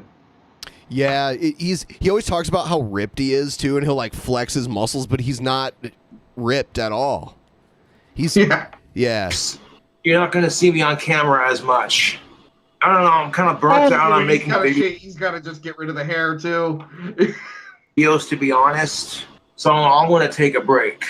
Hell, I might not. He used to have one eye that was always looking like all the way over to the right, but he got that fixed. Oh, mostly. Good. Yeah. Even come back to YouTube, to be honest, because this is getting ridiculous. How YouTube doesn't give a fuck about bullying unless you're like Mr. Beast famous. I look back on my YouTube career and there's so many things I would have done differently with my videos. Made my kitchen and my dishes a little bit cleaner, you know? Cleaned out my nails so they don't look gross on camera. Make sure I don't have any boogers hanging out of my nose. Little things like that. And I mess up on to being like, man, I really wish early on I didn't look like such a piece of shit and Yeah. cleaned up a little bit. It's okay though, Papa. All you got to do is go forward. Do better. You'll be fine. I just checked to make sure. I'm like, I did clean the bed before I did. By the way, this is not my bedroom. Reddit likes to think that this bed with the dinosaur sheets and the bed, they think that's like my actual bed, and they think this is my bedroom, but this is like my office. Oh. I had it in a couple videos, and they're like, oh, Tony, he sleeps in a 4-year-old's bedroom. I'm like, nah, this is like a fun background I have. Like, I don't actually, like, I've shown pictures of my actual bed, and they're like, oh, he's a liar. Yeah, you can never change the narrative with people like that. Like their first assumption, which is always negative, will be the reality to them no matter what. I wish I had a bed like that. They got mad that this twin bed wasn't my bed. I'm like, no, I actually have this nice bed. It's like robotic. It like moves and stuff, and it vibrates, and it's got USB ports. Like, fucking Tony bragging about his stupid bed with USB ports that vibrates. I'm like, yeah, what an asshole I am. I have a really nice, expensive bed. I'm a dick. I kind of want to get like a twin and just sheet it out with the early 90s Ninja Turtles sheet set they have. That wouldn't be bad. shit like any other human being, and when I don't catch it on camera until the video's posted, I get made fun of for it. And it's like, fuck off, dude. And you can talk all the shit you want, but at the end of the day, you have no idea what it's like to be in my goddamn shoes. Yeah. Yeah, about 90% of his viewership is like troll viewership. You know, it's it's mostly negative stuff. Yeah, but he comes back for us, the 10%ers. Yes. We love him. Yeah. We love you, What's his Cobes. shirt say? Something about freedom? Freedom? Yeah. Yeah, it's got... Is he a true patriot? Does he love America? I don't know. I guess latent. He's in Casper, Wyoming. He's a latent patriot. All right. I'm also working on brushing my Cobes' teeth only more, to mistake be was honest. broadcasting to the world that he Jesus lives like Christ. an actual sewer monster. Other than that, he's got it made. Yeah, I wonder why he's changed. I wonder if he is there some self-awareness that he's developed? Has he got a girl or somebody in his ear telling him like, why do you do this? I don't know. It's got to be a girl, right? it's smart. I'm glad that this person who I didn't know existed until like 5 minutes ago, I'm glad that these are things that he's taking into account and wants to change. It's weird he's talking about it in a YouTube video, and it's weird that he wasn't doing things like brushing his teeth more often beforehand. But you know what? At least he's making an effort to change, because there's plenty of other weirdos out there that are like, I'm set in my ways, not brushing my teeth. Sticky got it right. Yeah, Sticky said his ex-girlfriend made a YouTube channel and he decided to start brushing his teeth. That's got it. I knew it was a girl. I knew there was a girl involved with this change. Yeah, here it is. He talks about it. Oh no! So he did have a girlfriend. Okay. Yeah, it was Years the last. ago. The last one he was with was 3.5 years ago. So, yeah, but people are informing me that my ex-girlfriend Stephanie does videos. Quite frankly, I don't care. YouTube's a big enough platform. I'm an adult. She's an adult. We can all share this platform peacefully. However, I think it's cute how she's copying my style. What? Like, bro, the same format too. The only difference is she ain't making wands. And you know what's funny? He makes like Harry Potter wands. Yeah, magic wands, real life magic wands. Well, guess what? Volpa Drago, she's just getting a subscribe from Hack the Movie. Wow. You know what? I think I'll subscribe too. Oh man, are we really because doing this? she'll get alerted of that. Like YouTube alerts you when someone with a big subscriber count follows you, and they're gonna be like, "What the fuck?" I'll go chuck her a sub too. Now. Yeah, now that like my subs have like gone up this year, I get like alerts of people like subscribing to me. I'm like, oh wow, that's a channel I actually like. They follow me now. The only reason people watch her videos is because she used to date me. Huh. I mean, that's why I'm gonna watch. Yeah, I want to see the Yeah. type of person that loves Cobes. Funnier when I turn off the comments on my videos, it pisses the trolls off so much. He was making a gold mine taking donations during his streams, letting people talk shit to him. He was making crazy amounts of money, but he turned that off. Why? I don't know. They were getting to him. His for like the amount of viewership his videos get, they get so many comments. It's unbelievable the amount of comments his videos will get. But he turned that off too. Spam Stephanie's videos with hate shit about me. It's pathetic. It just shows you how obsessive my trolls are. I'm gonna see Cheers. if her comments So are I open on watched her the videos. stream that she did about 23 hours ago, 32 hours ago. Couple things. Stephanie, if you want to do videos, don't talk about your coworkers on YouTube. Okay, just don't. Oh, look, it's this goth chick on YouTube talking about how fake her coworkers are. Believe this shit? No, I'm not saying nothing or telling you shit. But what I'm saying is that can bite you in the ass. Believe me, I know. I've experienced it. All right. So we're gonna. I got to read some of these comments on Volpa Drago's page. A most recent video. Top comment. Wow, Stephanie listens to sounds and I listen to sounds too. She is clearly copying me. How deliciously ironic. I'm just saying, tubes.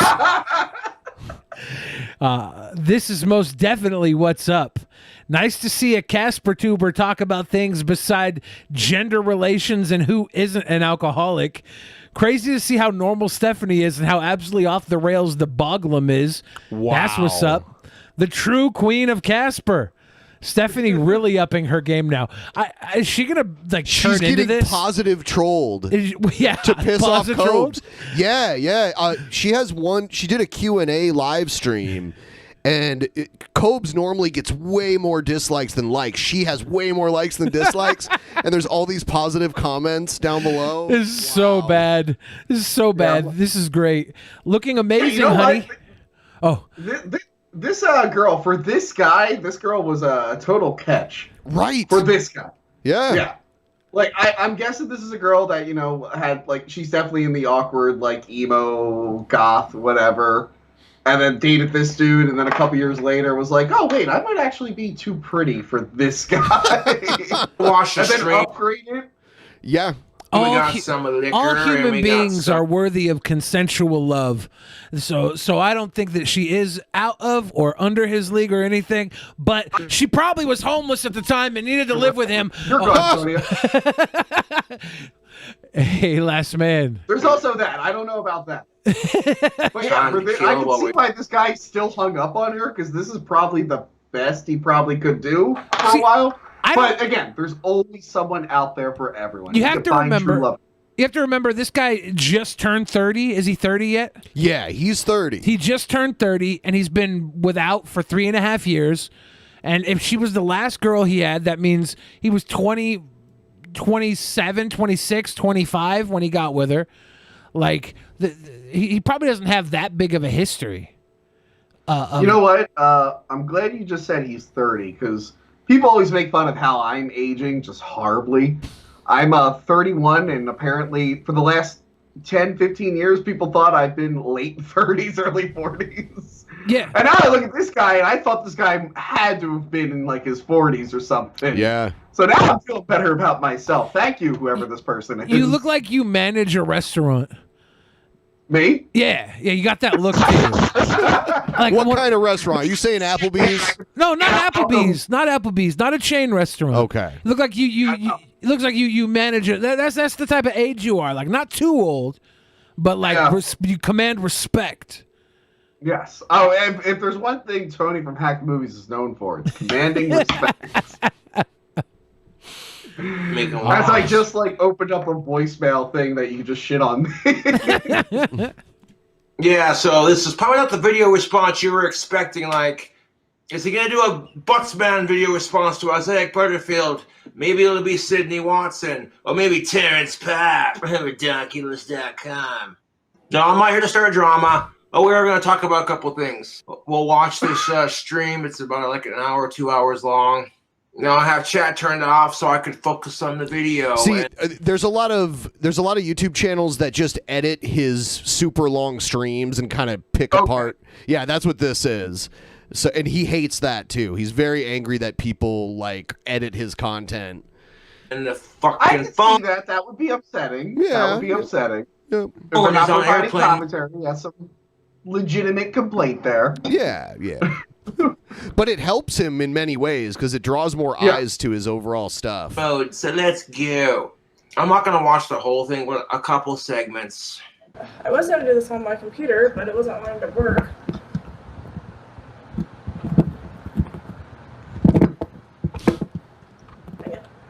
Microphone. Man, this is a sexy goth power couple. Like, where the fuck is Cobra been? Holy shit. Working on wands, working on music. Let's scratch that. I'm not even... His music is barely music. I wonder how they broke up. Yeah. Did he ever tell the story of how they broke up? Did he leave her? I think they simultaneously cheated on each other. Is that really the story? I think so. I think This guy cheated? I believe so.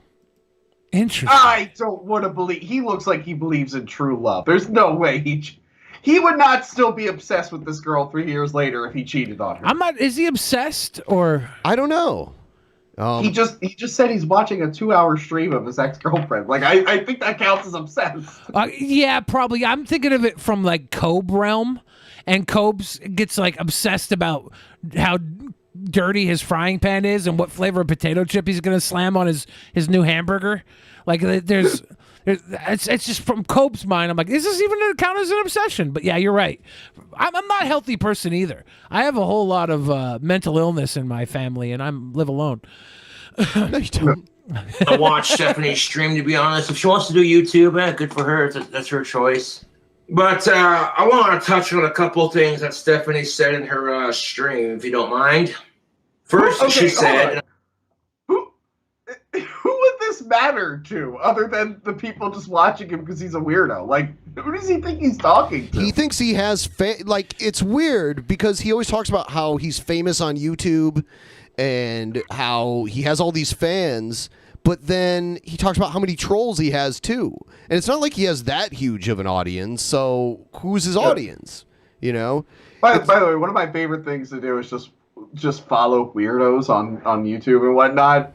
Thank you for introducing this guy. Thank you so much. He's a good catch. And I quote, she was attracted to me because he looked like the bad boy of Job Corps. Honey, I was the bad boy of Job Corps. I was the bad boy of Job Corps. That was the bad boy He of met Job her Corps. in Job Corps. Makes sense. Makes Okay. sense. Who goes to Job Corps? Sexy goth bad boys. What is job? I've never heard of Job It's Corps. like a Is this job work placement program? It's a work training program. You Yeah. get paid to go to Job Corps, learn how to do a job, and then they place Okay. you into a field you could work at. So people go there when they're kind of down on their luck, usually. Okay. You know? So this girl, she's going to Job Corps, down on her luck. She meets this guy at Job Corps who's, the bad boy of Job Corps. Sexy goth bad boy. He's a sexy goth bad boy at Job Corps. Of course she's going to fall in love with him. He pays his rent, right? No, his parents pay his rent. Well, he's got rent paid, I mean to say. Well, the rent is paid. I mean, Of course she's going to fall Yeah. for a guy that's got a roof over his head. That's sometimes when you're in Job Corps, you do what you can to fall in love with somebody who has a roof over their head. I'm not going to blame her for that. Another thing Cobra does a lot is he takes perfectly good food and like hacks the food and adds all this dumb shit like crushed up Doritos to things and all sorts of stuff. that sounds great. He's a Sounds genius great. chef. He tried to cook raw bacon on a frozen pizza and didn't realize that the bacon wouldn't cook all the way just by heating up a frozen pizza. The worst part about that Look, is you even know if what? yeah. Great innovators often Thank seem you. like crazy people. Thank you. All right, you're shitting on him, but like 10 years ago, if someone said, "Oh, Doritos Loco Taco," you'd be like, "What? That's stupid." And now look, we have them all the time. But I have to wonder how many uncontrollable kitchen fires they had in the Taco Bell test kitchen. A lot. Because he's had a bunch of them. A lot. 10 years from now, the Noid's going to be bringing you a raw bacon slice from Ugh. Domino's. Yeah. Mark my word, save this stream. We're all going to be eating raw bacon slices. We're all going to get salmonella. And this guy's going to be a millionaire. Yeah. And he's just going to look I back at ride us. He's bike like, when remember the when those weather fucking permits." YouTubers were making fun of me? Now I have that Pizza Hut money. Cobes is going to ascend when his catchphrase turns from "that's what's up" to "I'm what's up." Now it's a party. That Job Corps knew who the fuck I was. They were like, "That's Saunders." Looking back on it now, I wish I wouldn't have smoked pot on Job Corps campus. I could have gotten a rather successful job. Speaking of jobs, Oh, did he get kicked out of Job Corps for smoking weed? No! What the fuck? Yeah. Just brag! Like, oh yeah, I couldn't get a job, so I'm in this work placement program, which is nothing wrong with it. But he's acting like it's the glory days of like, this is his Al Bundy moment. Yeah. Like, I scored 4 touchdowns. I was in Job Corps. And now he's like, oh, by the way, I was so awesome in Job Corps. But also, I wish I wasn't such a shit show in Job Corps. If only I never would have smoked weed on campus. Yeah. That is so messed up that he would even admit to that. I mean, that's why he got kicked out, right? I M.A. guess Wands so. isn't honest. The thing about crazy people, it's like, why are you saying any of this? Just say nothing. People send him like Uber Eats all the time, or they'll order him pizza. Like they pay for it too, because they want to see what gross shit he'll do to the food. Wait, people have this guy's address? Oh yeah. Yeah. Okay. After this, if someone could DM me that address, I want to send this guy some stuff. Living. Not me. You wanna stuff. I want to send him Good a stuff. shirt with my face on it and just see how he reacts. Somebody sent him a shirt of mine. I don't know if he Yeah. ever wore it on stream or not. He I don't opened it know. on stream. Yeah, he did open it. Talk shit on the wands. That's your opinion, man. It's your But opinion, man. I don't care. People are still gonna buy them, even if you're buying it just to snap it on camera, so you can say "fuck Cobra," right? Well, thanks for your money. You just cursed yourself. Yes. Yes. Second thing she said in her live stream that she made recently. The only reason she dated me is because she was depressed and didn't realize that she was cute. Bullshit. You called it. You called it. I called it. Because one, it's happened to me. Granted, it happened to me in like early college, not my late 20s. But I've also seen it happen. I've also seen it happen where girls are dorky, date dorky dudes, and then get a little prettier. Like, all right, I'm out. Okay, first of I have all, the opposite effect. I get girls who were terribly hot, and they dated all the real dickheads, and they come and they meet me, and Oh, they're you're the like, nice guy. I'm the sweet boy. Ah. I'm like, yeah, I know, girls, you're so hot. Someone's got to be there waiting for them, okay? Stephanie, we were both awkward young adults back then, so don't play yourself like that. Second of all, would it kill you to admit you're attracted to bad boys? Yeah, obviously it would. Otherwise, You know that weird S the like 3-dimensional S everyone drew in middle school on their notebook. Not to be confused with the S that deflects bullets. No, not Exactly. This S actually does deflect bullets. Yes. He has it tattooed on his arm. The universal S. The universal S.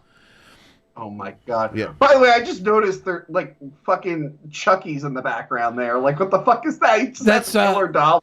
That's one of his dolls. He has a sex doll too. You know what? He made the news in the UK because he did something weird with a sex doll. He threw away a sex doll and then claimed it was stolen. Right? Committed like a weird fraud, false police report. report. False police report.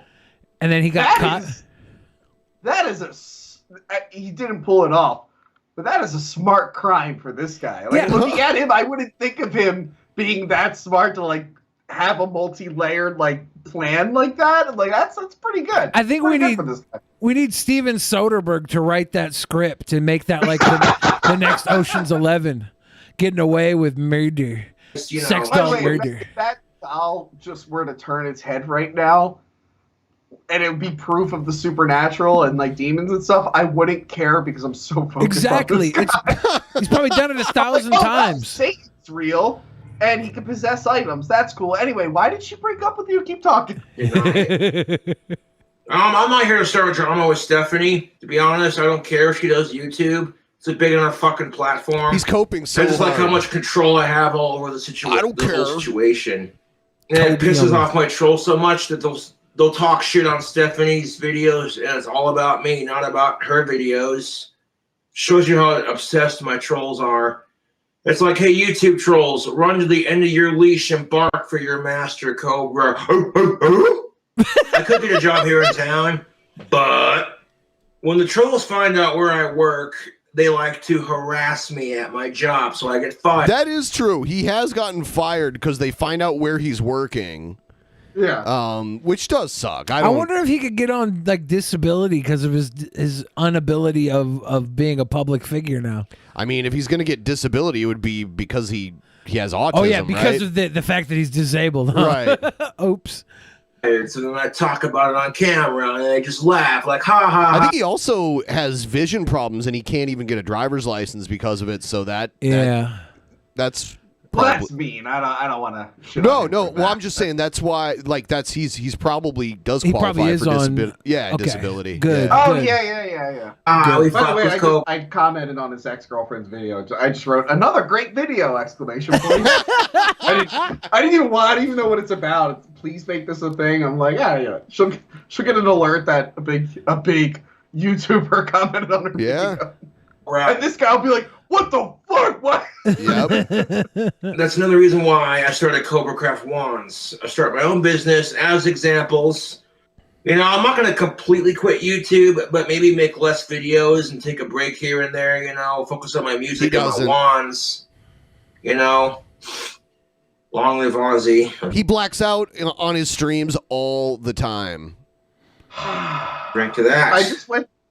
I just went to Cobra Craft Wands. Yeah. On Etsy. Are they sold and out?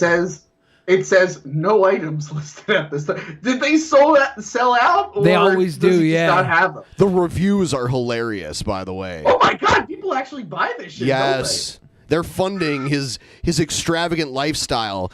This is so. Wait, guys, what the fuck? There are people on Etsy who probably slave over making like little crafts and stuff, just hoping to get $5.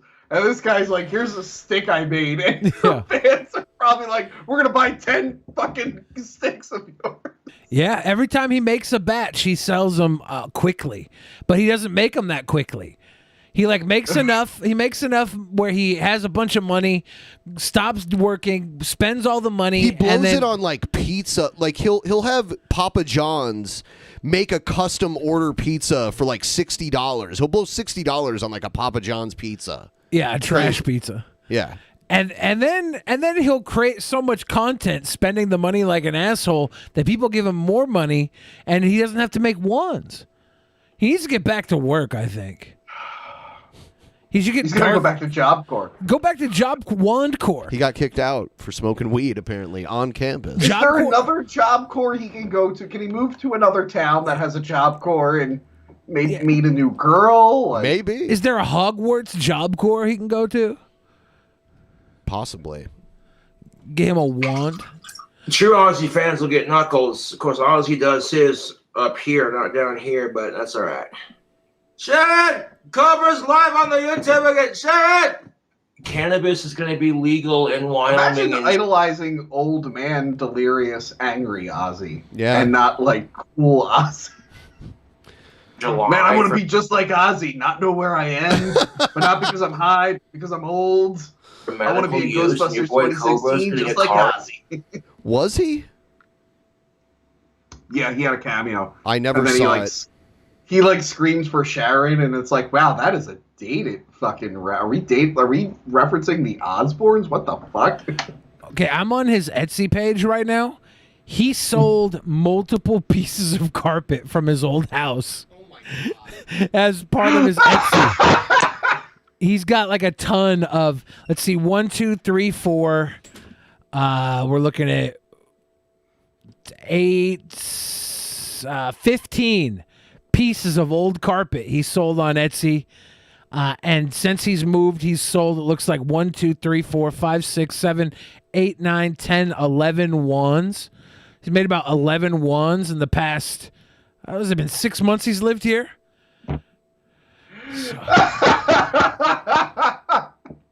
You know what?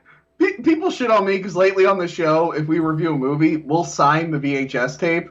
Yeah. And send it back and send it to people and be like, who the fuck wants 6 nobodies signing a copy of Space Jam? But then like 300 people like sign up for it. Yeah. But like the next time someone gives me shit, I'm just gonna send them this guy's Etsy page. Like, who wants that? I'm like, here's a stick some guy made. People give you shit for like whatever, but like people spend money on the worst stuff. So it's like something that's like a memento of something you love and enjoy. Even if they just love and enjoy the show for like a small point of their life, they can look at that thing 10 years from now and be like, oh yeah, I used to love that. Like that's fine. I didn't think it was gonna happen. I can find a picture of it. So one of the running gags on the show is that I was in The Dark Knight Rises. I'm in that movie, but I'm in the football stadium scene, and you can't. Technically, you can see me, but I'm so far away from the camera that like it doesn't register. Like I'm just blurry, out of focus behind the goalpost.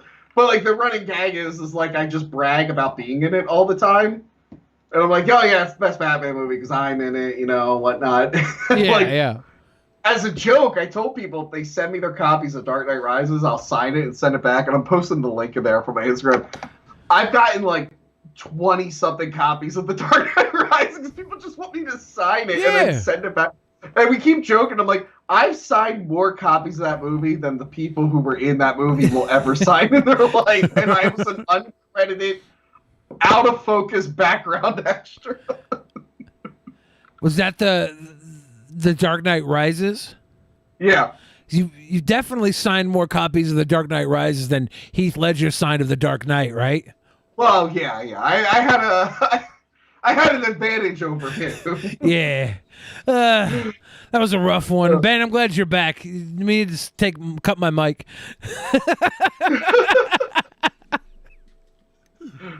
What happened? Ben, I don't know if you've noticed, I'm very famous. That's what we were talking about. Yes. Been very good. Does anybody know how much King Cobra's wands usually sell for? No. Because they're always sold out, so you never see the price. I wonder if anybody here, any of the fanatics, the super fans of King Cobes, know the average price of a wand.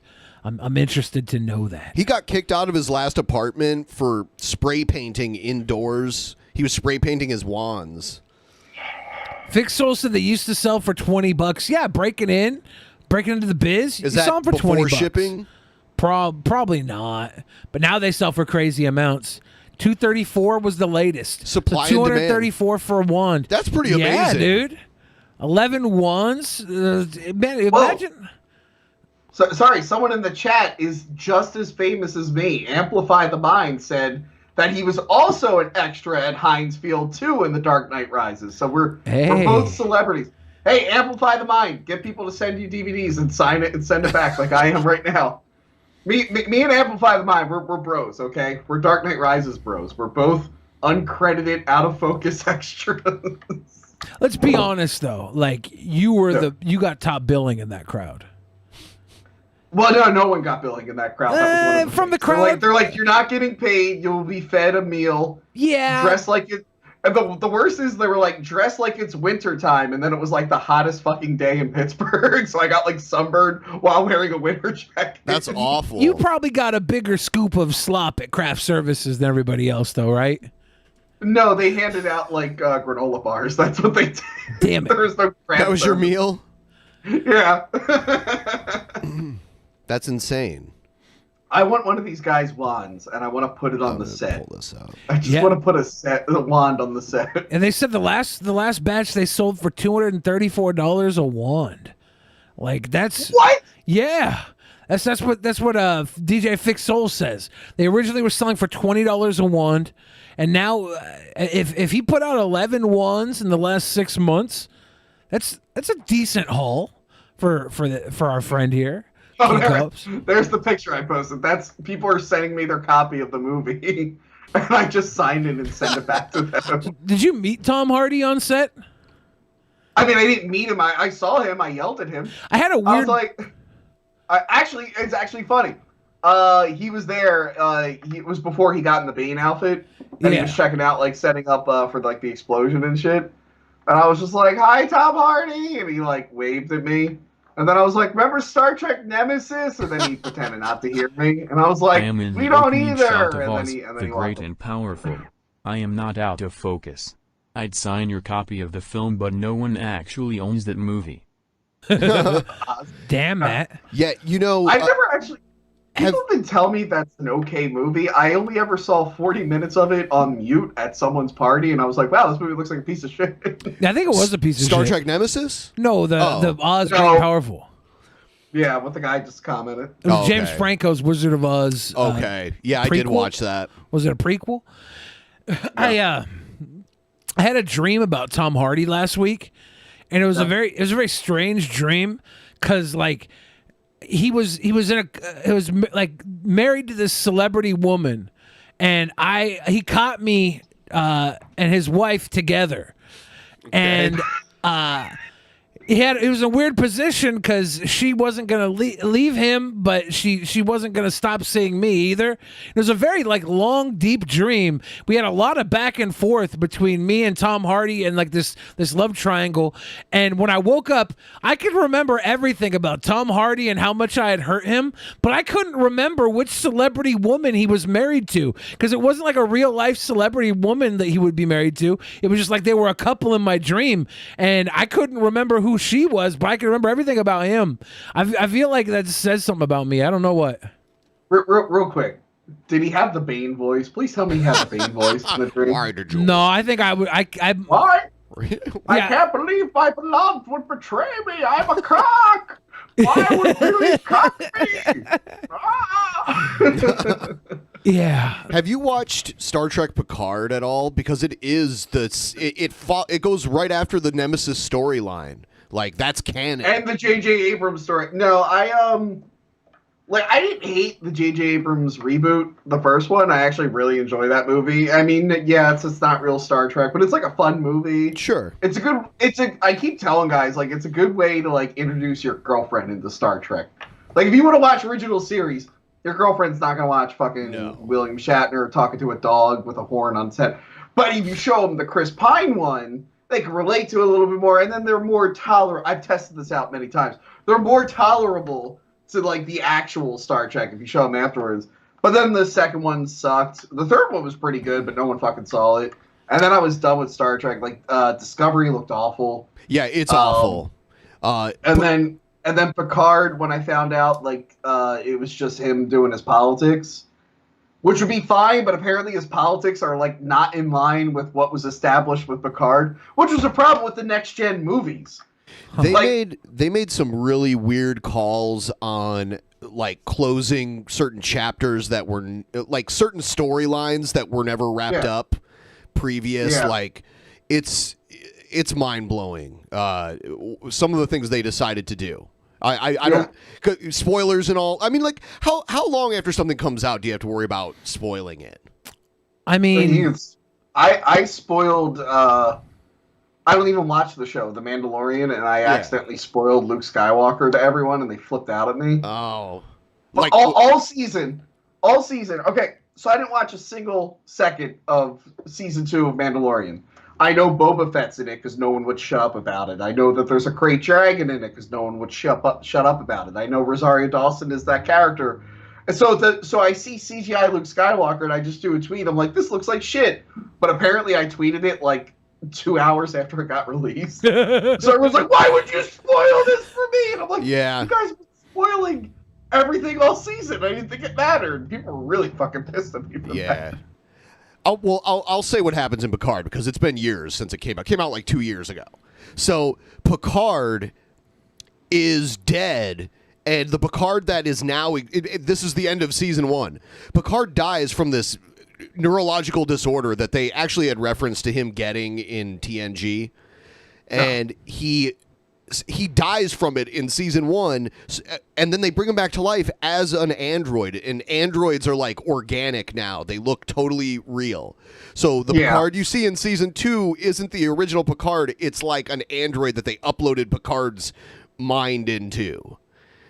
Which they set that up for like Data with B4, and then does Picard not deliver on that? Like, isn't B4 not in it? So actually, they end up finding Data, but it's not his body, it's his mind was uploaded into this computer.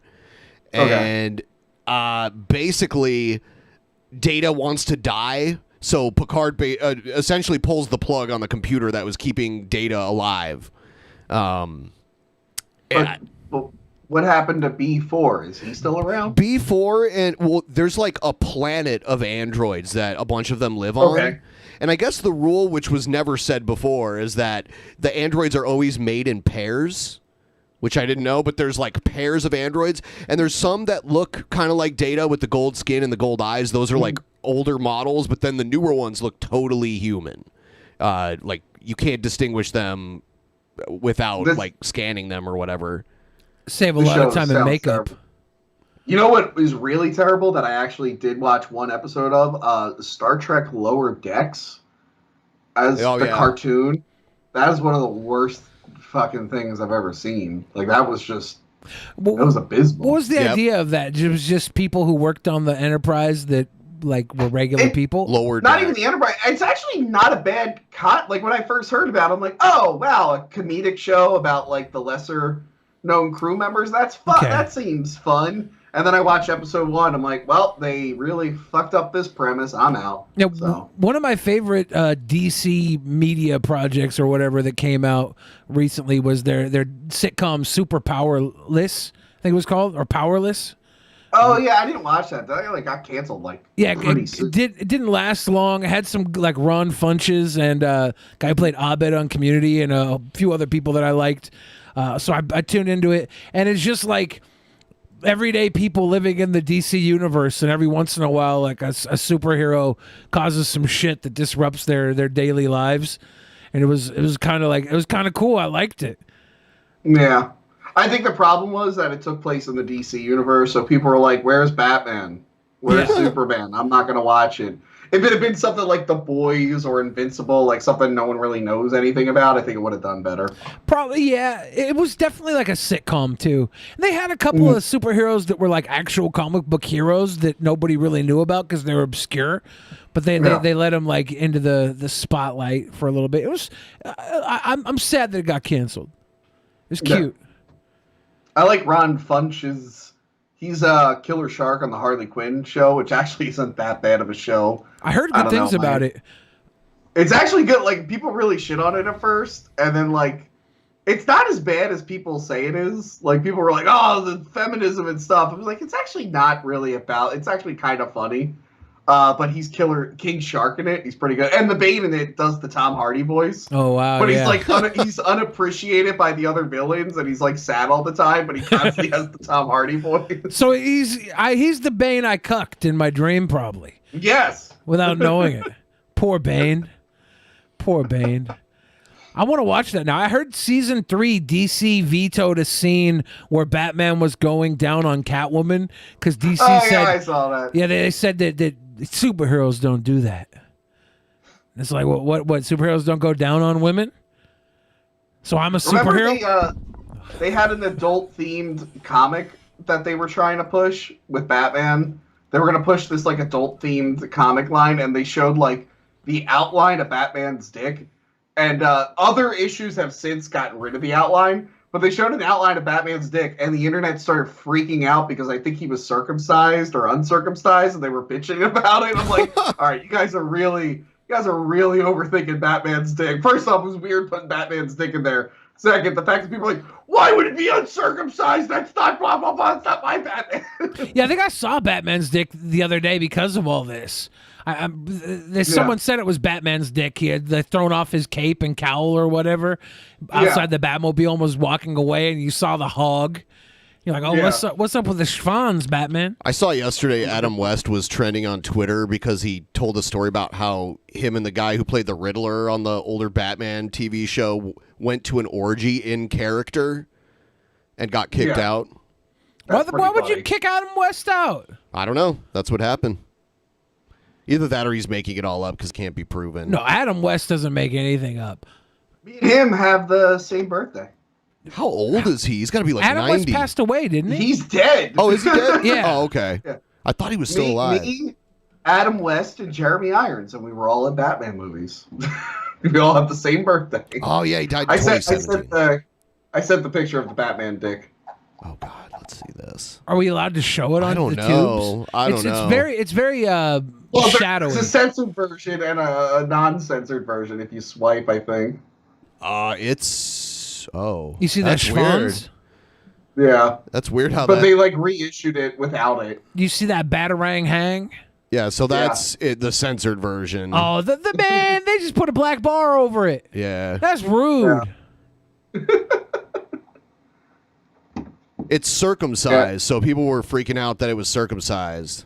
I think so, yeah. Yep. Because the anti-circumcision people, like, I don't have anything against the anti-circumcision people. I'm like, yeah, that's cool. Fight for what you believe in. But some of them are like weird. Some of them are like, you're like, oh wow, you're making a lot of sense. They're like, yeah, so we're gonna make a banner called Penis Baby Killers and go to Capitol Hill. And it's like, okay, well that's a little. I want to do that, but all right.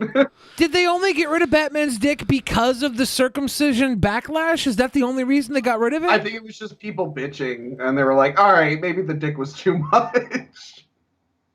Man. Or it was to drive up sales of the first run of the comic. Because now those are probably like super valuable if you got the one with the dick. I love how this turned into talking about Batman's dick.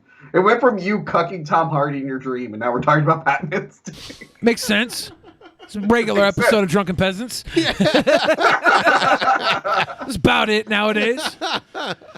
Oh, God. Yeah, I don't want to know more about the dicks of my heroes anymore because someone's going to inevitably complain about them. Yeah. Like, that bothers me more than anything, that someone's out there like, this dick is circumcised. We can't have this. Like, I guess. Was that Bane? No, that was Cuck Bane. I can't believe they circumcised him. Love you too, Blitzo. How'd this fat shit steal my wife? That's a good Bane, right? That's a great Bane. I think I have a Bane mask somewhere, but I'm not about to dig for it. the comic book character Bane was so different than the Tom Hardy version. The only Bane I know physically he was different, but like character-wise, it was pretty similar. We just did Batman and Robin from '98 on our show, And that's a Bane where, like, physically it looks like the one from the comics, but then they're like, we're going to do nothing that Bane is known for. Right. Yeah, that's my Bane. Jeep Swenson is my Bane. Jeep Swenson? Jeep Swenson, the guy who played The only Bane. thing I like about that Bane is that when he's just a regular person, his name's Antonio, and that's my name. So I'm like, all right, I relate to that Bane. I relate to that Bane a lot. Yeah, pro wrestler Jeep Swenson. Oh, he looked like a bodybuilder. He played Bane in that Batman and Robin film. Do you know what one of his wrestling names was that he got in trouble for? We mentioned this on the show. Oh, what was it? Because I'll remember the second you say it. He was in the Alliance to End Hulkamania. Yep. And he was the final. He started as the final solution. And then apparently Ted Turner got a lot of angry letters, and he came back as the ultimate solution. And WCW was like, we didn't mean for it to be about that. I'm like, that's a pretty big one to fuck up. That's a really big one to fuck up. And that was pre-Goldberg, right? Oh, yeah. Well, that's pre-NWO. Yeah. Because it would have actually been pretty sweet if Goldberg came out and just destroyed the final solution next week. Next week, Goldberg versus the final solution. Wow. Goldberg debuts and just freaking destroys him in 20 Goldberg seconds. defeated the final solution. It just buried him in like 20-second squash. That would have been cool. Can he have Colt Cabana in his corner as his manager? I don't know. The Colt Cabana wouldn't have been old enough then, but that was around Goldberg's time. He was probably on Heidenreich. Remember Heidenreich? Yes. Did you ever hear the unused idea for Heidenreich? Like a writer pitched it, where he was going to be a frozen Nazi that was thawed out, and apparently, like Vince McMahon heard the idea and just like left the room, shocked that someone would even suggest that. Proud of Vince for that. I'm proud of Vince for that. Vince McMahon is the one going like, "That's just too much." Yes. It's like, okay. Meanwhile, WCW is like, "Here's the Yeti. He's actually a mummy, and he's in an iceberg." It's the Yeti! I wonder if Heidenreich's still alive. Is he? I don't know. Probably. I liked Heidenreich. I wish he got like a bigger push. Didn't they make him a member of the Legion of Doom?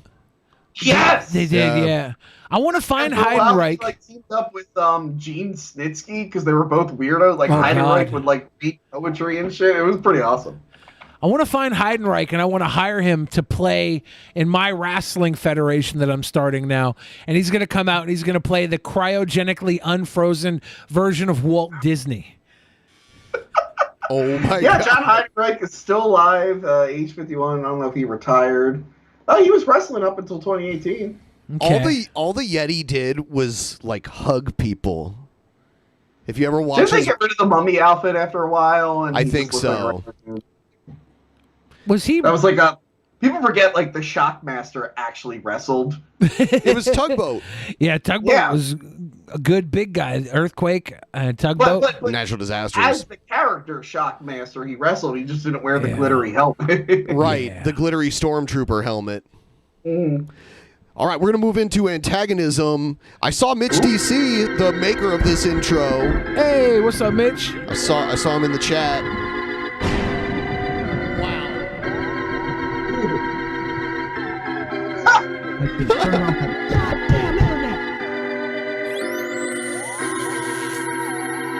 Oh, don't touch me.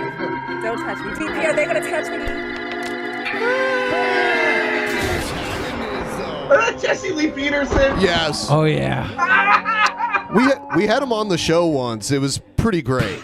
Yeah, he gave me some. No way. I mean, I don't agree with Jesse Lee Peterson or his opinions. I disavow him. I think he's a very problematic person. But that's awesome. You got him on the show. That's hilarious. We had our two black friends on with us, and it like blew his mind. He's like, "Oh, I'm talking to black and white people. Amazing." He gave me some advice. Yes. He said suffer and die. Yeah, he was like Jesse, am I an alpha? He's like, nope.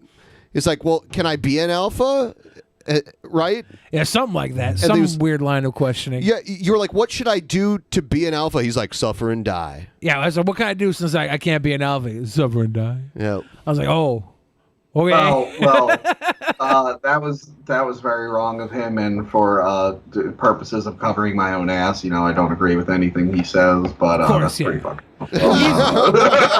Whether or not you agree with him, and I hope you don't, just because he's so wild with his opinions. Whether or not you agree with him, he is really good at holding those opinions. He's one of my favorite. Like I don't. Well, I mean, I don't agree with anything he says. You know, very awful person. Right wing is very problematic, and yeah.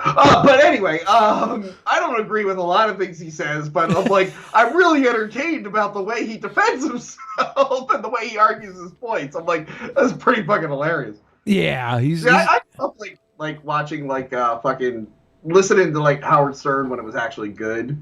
So I just love just crazy big personalities and stuff. So when I see people like him, I'm like, this guy's hilarious.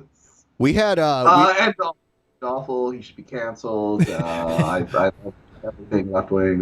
You guys don't understand. The internet tries to cancel me like every other month. Yeah, we've had Benji Bronk's ex-girlfriend on the show a couple times. Elisa Jordana. Oh, really? Yeah. Yeah, and I kind of had a fanboy moment because Wendy, the slow adult, followed me on Twitter, and I was like, wow, I have made it. Dude, I used to work for another YouTuber years ago, and I filmed him and Beetlejuice have a fake boxing match, and that was like, oh my god, I'm filming with Beetlejuice! Yeah. And that guy is crazy. His brain doesn't. You don't realize it until you meet him in person. He's I bet you if you're hey, you know who Howard Stern is? You'd be like, no, I don't know. Yeah, I don't know Howard. They play this game with him where they'll ask him a question and it's like, will Beetlejuice know who this is or what this is or whatever?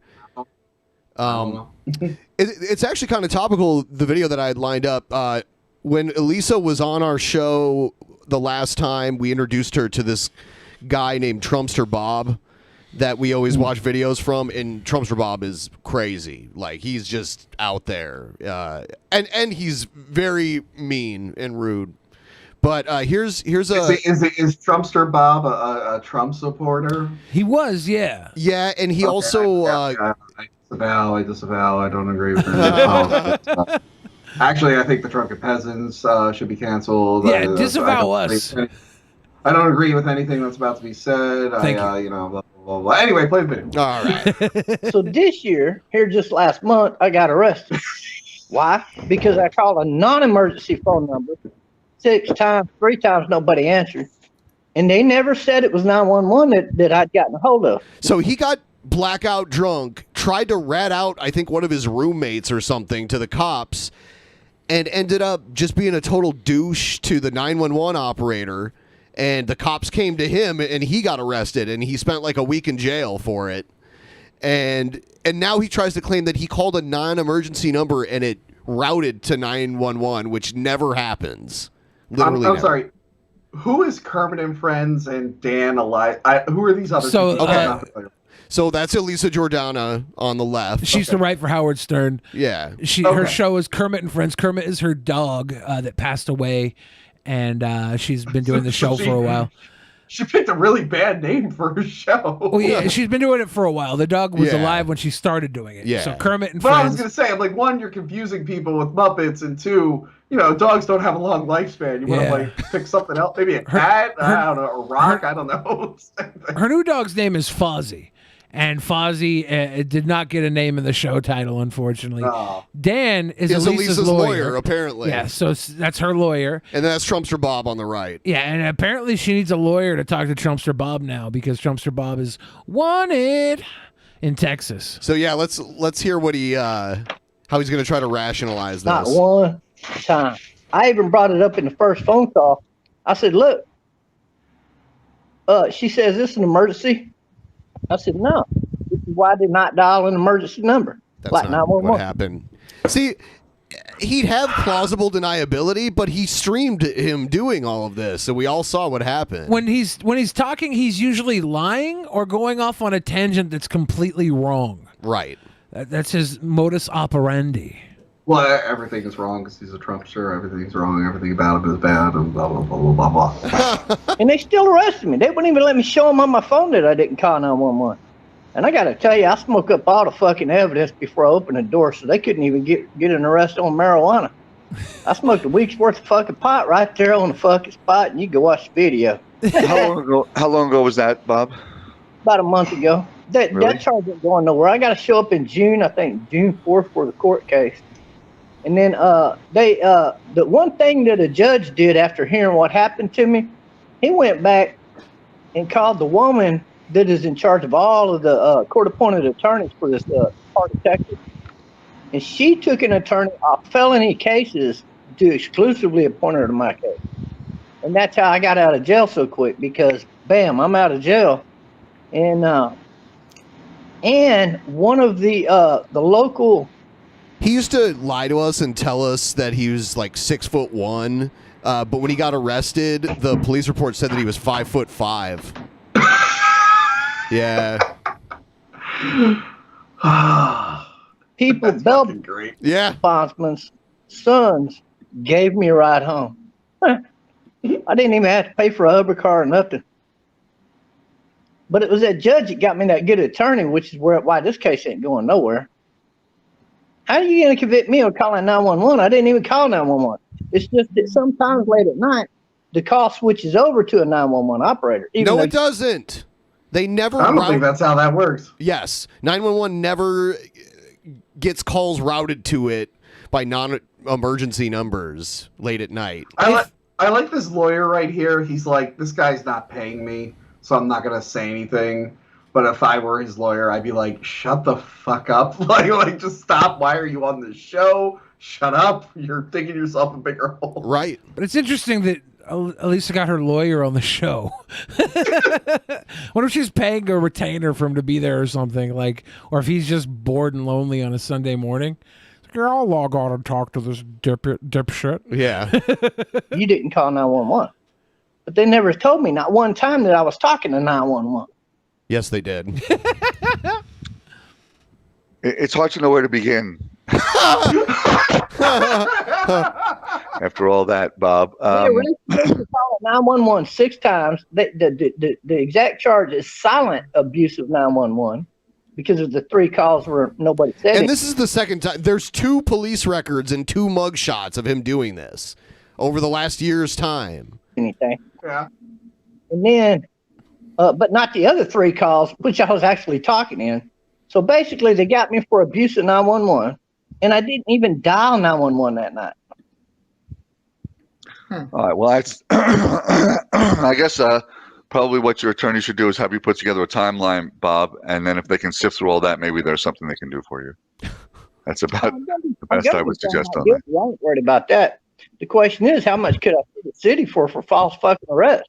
No, there's no limit on that. You can sue the city for what you can sue the city for the entire budget of the city. It doesn't mean you're going to be awarded that, by the way, but that's where I would start. I would start by suing them for what their annual budget is and work your way down from there. Yeah, they're probably only going to award thousands. Really shooting for the moon there. Is he trolling? As opposed to millions, I get that. But yeah, put something together for me. Let's go get them. Okay.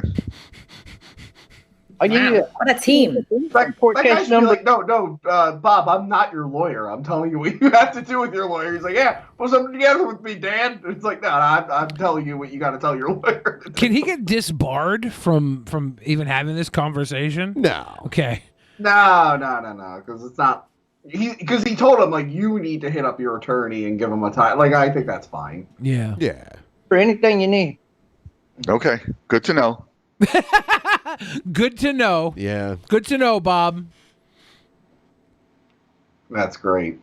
And this chick's just enjoying it. She's Yeah, just like, that was a great idea. Her show is very interesting. Fantastic. She has a lot of interesting characters pop up on her She's show. currently engaged to Andy Dick. Yeah, Andy Dick's on it all the time, too. This girl was on my friend Carl's podcast. Who are these podcasts? I think she called into that one recently. Probably. That's a good show. I didn't realize it was the same girl. Yeah. Yeah, like, she was the girl that wanted to work for Howard Stern, so Benji Bronk agreed to get fingered in his butt by Perez Hilton to get her a job. So, yeah, that's... And when she came on, I asked her about it, and she was like, he loved it. So apparently he enjoyed it. Good times. Good times. Did you see the video where Cenk Uygur and Anna Kasparian respond to Jimmy Dore? No. All of a sudden, Anna Kasparian is calling Jimmy Dore a sexual harasser. Yeah. Do we have a video of it, or? Yeah, we do. Unfortunately, Jimmy Dore used to work here. It's a decision I deeply regret. We try to expand the spectrum of what is acceptable thought. And so corporate media has it easy. They just have to ask, do you believe in the status quo? And people answer that not explicitly, but implicitly through their answers, and then they get hired that way. We hire a wider range of folks, and sometimes it goes wrong. And Jimmy's one of those examples. So, and I found out recently about an incident that happened while he was working here. And now the person... he hasn't worked there in several years. Yeah. That's talking about it is Jimmy. So he has been attacking us. When we met Jimmy Dore, Jeff Holiday tried to get Jimmy Dore to go to the strip clubs with us, and he wouldn't go. So... Online. Yeah. But it was in front of his wife, right? Yeah. So perfect alibi. Nothing but lies and smears, some of which I'm going to show you right now. But we still held back, and of course it's frustrating. He was a friend, or at least I thought he was, to me and to a lot of people here. And we've been a little shell-shocked by not the disagreements. Who cares? We had disagreements when he was here. That's not an issue at all.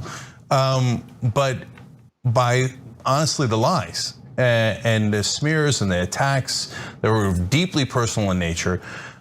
And this also prompted Roger Waters of Pink Floyd to talk shit about Cenk and Anna Kasparian also. Really? Who I didn't know was out there doing podcasts and stuff like that. But yes, I saw a clip of it. I do want to mention, I love the Young Turks. Everything they say is fact. I agree with all of their politics. Believe all women. Anna is telling the truth. And, we got to get those Republicans. They're very bad. They're very bad. You see in that Reddit? I'm saying this stuff is very bad. Please stop making up lies about me. Anyway, continue. Yeah. I don't know either of these people from the Young Turks, but we know Jimmy. He gave us he comped us some tickets to his comedy show, and we went and met him and got our picture taken with him and everything. Skunk Ulcer and I used to do Blow together at the Viper Room. The Viper Room when it was Rainbow Night. So both Anna and I got frustrated, and at one point she sent him a DM that that Jimmy's gonna talk about in this clip that we're gonna show you, and it was. Basically, I was looking at him. Yeah. He left TYT and started his own thing, and his politics are way different than TYT. And his show. Wrong? What? Yes. They're wrong, right? Because we all agree they're doing a great job. Here's the thing: CIA's or TYT's politics.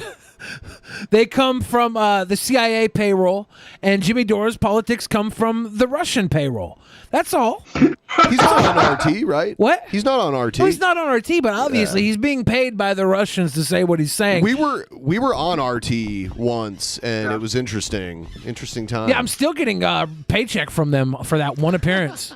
Yeah. Thank you. Thank you, Mr. Putin. Thank you, Putin. Putting that money in my hand, right? All these things Putin on the Ritz. A value that we haven't shared before, in a way of saying we are holding back while you're going nuts. Yeah. Right? And so them out on. Okay. And I want to Let's be. hear her thing. I want to be clear about something. So the DM that I sent him specifically called him out on his constant sexual harassment of me at this place, at TYT. I also want to be clear that I didn't talk about it with anyone. I never talked about it with Cenk until very recently, because for obvious reasons. And so I sent him that DM because the harassment has continued. It's not sexual harassment, it's been constant harassment online. How so? I never see. Well, I think he's been calling out their allegiance to the CIA, right? Okay, well, that's not harassment. Reading off the CIA talking points they read off like all the other major news outlets do. Yeah, that's not harassment. If you're allegedly. Yeah, I mean, if they're making political commentary and Jimmy Dore's making political commentary and you're both on Twitter and he's calling your commentary out, then that's not harassment. But the way Jimmy Dore's doing it is suggesting that the CIA doesn't write good news, and that's where he fucked up. Like the CIA news is way more agreeable than the Russia news that he spews. That wouldn't go away. Doesn't matter if I ignore him, which some of my friends, my leftist friends, have told me, just ignore him, it'll go away. Just ignore him, ignore him. She has Kept leftist going friends. and going and going, directing trolls at me nonstop. And finally, I couldn't take it anymore. So I sent him that message saying, you remember what you did to me. Yeah. And I can't stand that he positions himself as this moral fighter for progressive values when he and I both know the kind of behavior he engaged in when he was working here. So I wanted to give you that context. So by the way, why didn't Anna tell me? Because I would have fired. Jimmy Dore spit in Alex Jones' eye from like across the room. It was like laser focus. You know, like I don't know, like a lizard, like shooting water out of his mouth. It was insane. Well, that's when Jimmy Dore was a hero, but he lived too long, and now he's the villain. Exactly. Anna said that, and I agree with all leftist politics. I agree with all of them. Did she ever say what he did? He says what he did. Here, right here. This is, and then they're going to say he lies. Some of this is lies, but here's how she's trying to threaten me, and I'll tell you why this is a big mistake on her part. She says, "I'm sure you remember when you constantly made inappropriate comments about how sexy you found me at work, and even felt the need to ask me where I shop for my jeans so you can buy a pair for your wife so she dresses better." Thank you. Did you hear? Yeah. That's a good fucking like. Yeah, you know, my wife dresses like a hobo, but you're really pretty. That's a pretty bold strategy. That was followed by an apology card you wrote me for the degrading harassment. "I've been holding back, letting you run your mouth nonstop as if you're some sort of warrior for what's good in the world. That's going to change." So now she's, instead of saying I'm paid by the Russians or saying I'm working for Assad, she's now going to try to pretend I sexually harassed her when I was at the Young Turks. Now, I give you that as a lead into what he's about, the story he's about to tell you. Okay. So he claims and laughs about how Anna was pretending that he was sexually harassing her. Then we don't have to say anything else. Let Jimmy tell you what he thinks happened. I'll tell you this story. The story about that was followed by an apology card you wrote me for degrading harassment.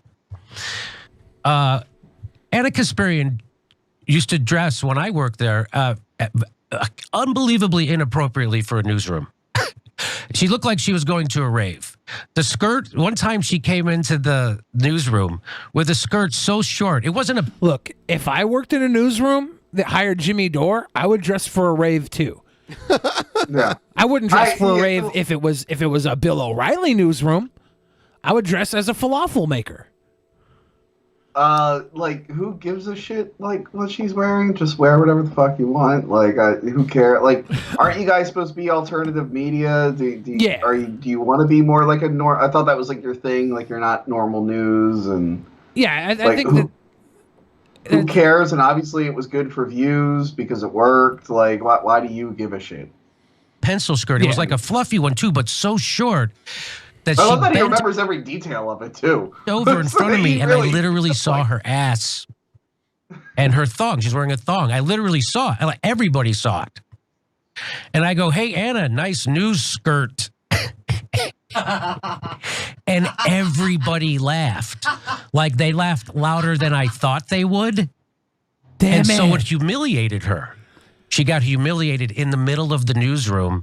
I like this from Jimmy Dore because now I'm gonna start telling news skirt. No, I'm not gonna news skirt. I didn't think that was very funny. But I think that instead of telling jokes, I'm gonna tell stories of when I told jokes and then say how everybody laughed at them when I told them. I mean, that's a pretty good call right here. This is I'm sorry, I'm gonna break the bit a little bit here because I mean, I really love Young Turks. Everything they do is great. There's really like no good guy in this story. This just seems like a lot of assholes just making up shit about it. Like that story, I guarantee you did not happen. I bet you was like, nice news skirt, and like no one laughed. He's like everyone laughed, and then everybody laughed. They laughed more than I thought they would laugh. Was big, and then I was really strong. Like it was the greatest laugh of all time, and I did it, and I felt bad.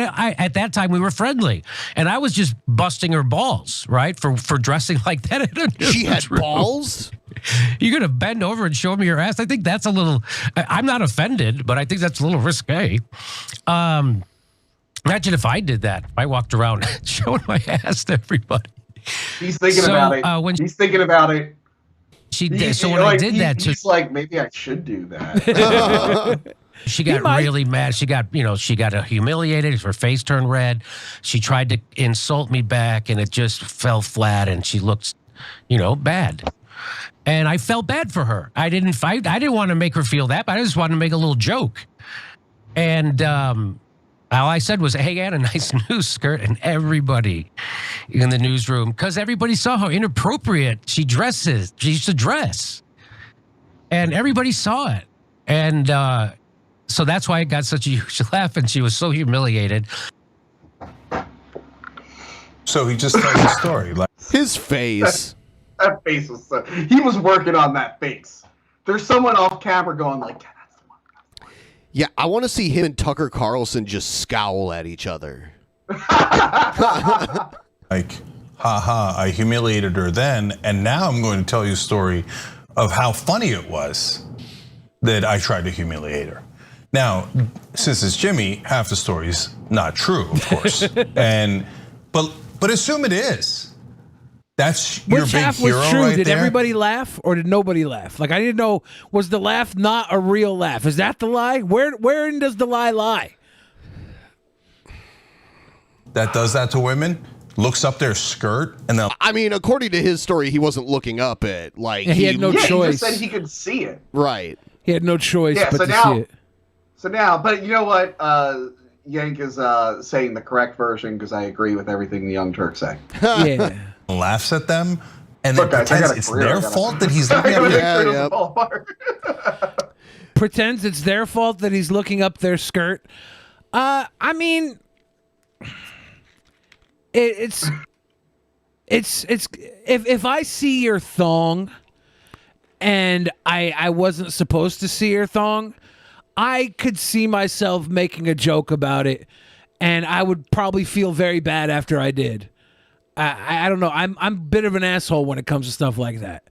If I saw your thong and I wasn't supposed to see it, so now, if I fished for that thong, if I was staring at your ass until your ass had a moment of it falling out, and then I made a comment, that's actually creepy. Jimmy Dore, in response to this, posted on Twitter a link to this video of an old TYT news segment where they were like looking at camel toes on women. Yeah. And trying to guess who it was. Yeah, they had a camel toe segment on the show. That's my favorite thing with the Young Turks. They never go back and just delete their archives or stuff.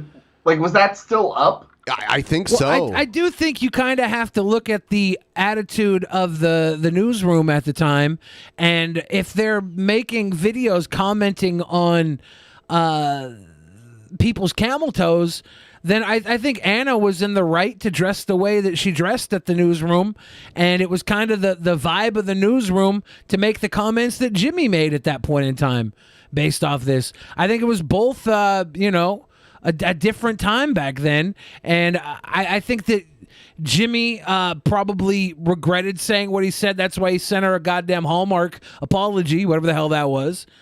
And bring it up now, it seems... Like, where do you want to go with this, guys? Do you want to acknowledge? Are you saying the Young Turks are inconsistent?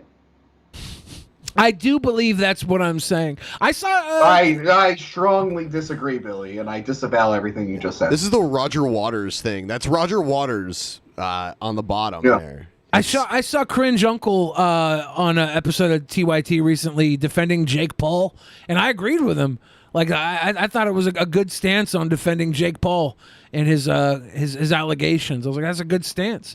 But it's weird. It's weird. I guess the thing is, I shouldn't have to agree with TYT all the time, but I do, right? Like you have to. What's the rule? What's the rule on this, Tony? What was that?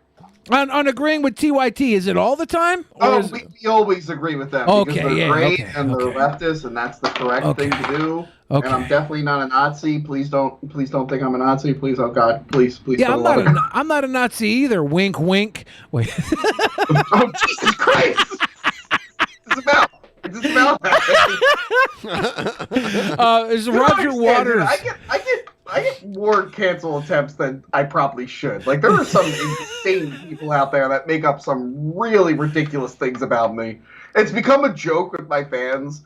Like whenever I see Reddit trying to do something again, I'll be like, "Hey guys, it's Cancel Tony Week. Come up with your best cancel attempt." And then Yeah, I that game a sucks.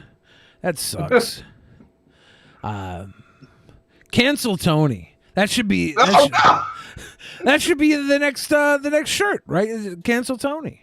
I actually do want to make that a shirt. Yeah, but you know what? It's my fault. Do you guys know why they're always trying to cancel me? Because that one time you went against TYT, it's your mistake. You made it.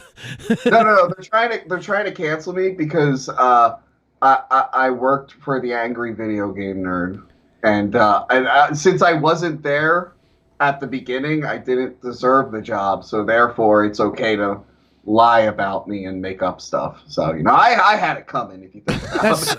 That's. I got a problem with Angry Video Game Nerd too, though. I thought it was the Adult Video Award Network, AVN, and I watched about 3 hours of content, waiting for porn to come on. Never got there. It was it's a Plumbers Don't Wear Tie episode. There was the Atari porn games episode, but that got scrubbed from YouTube. Did it? It exists on physical media to buy the Blu-ray set. Yeah. I loved that episode. Yeah. The weird porn games. Everybody's telling me I wasn't supposed to say wink wink out loud earlier. That comment was obviously a joke, guys. Wow. I'm not a Nazi. Got some in my eye. Shit. I'm sorry, I don't know if you know this, but jokes are not a good defense. You are a Nazi. Wow. I can't believe... Ben, why would you bring me on this show with this very problematic person? You know what? I apologize. Yeah, I'm sorry. I'm sorry for being a Nazi too. I realize now I've made a terrible mistake. You're gonna reform and change your ways. Can I takesy backsies on this whole Nazi thing? How's that work? I think that's how you do it. You say takesy backsies. Yeah, just takesy backsies. All right, People guys. did that to Hitler all the time. They were like, "Hey, man, I don't know about invading Poland. Takesy backsies." He's like, "All right."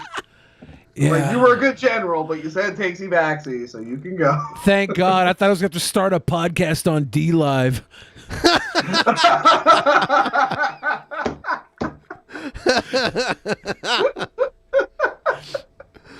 That's a good fucking burn. I can say this because I'm actually openly an SJW.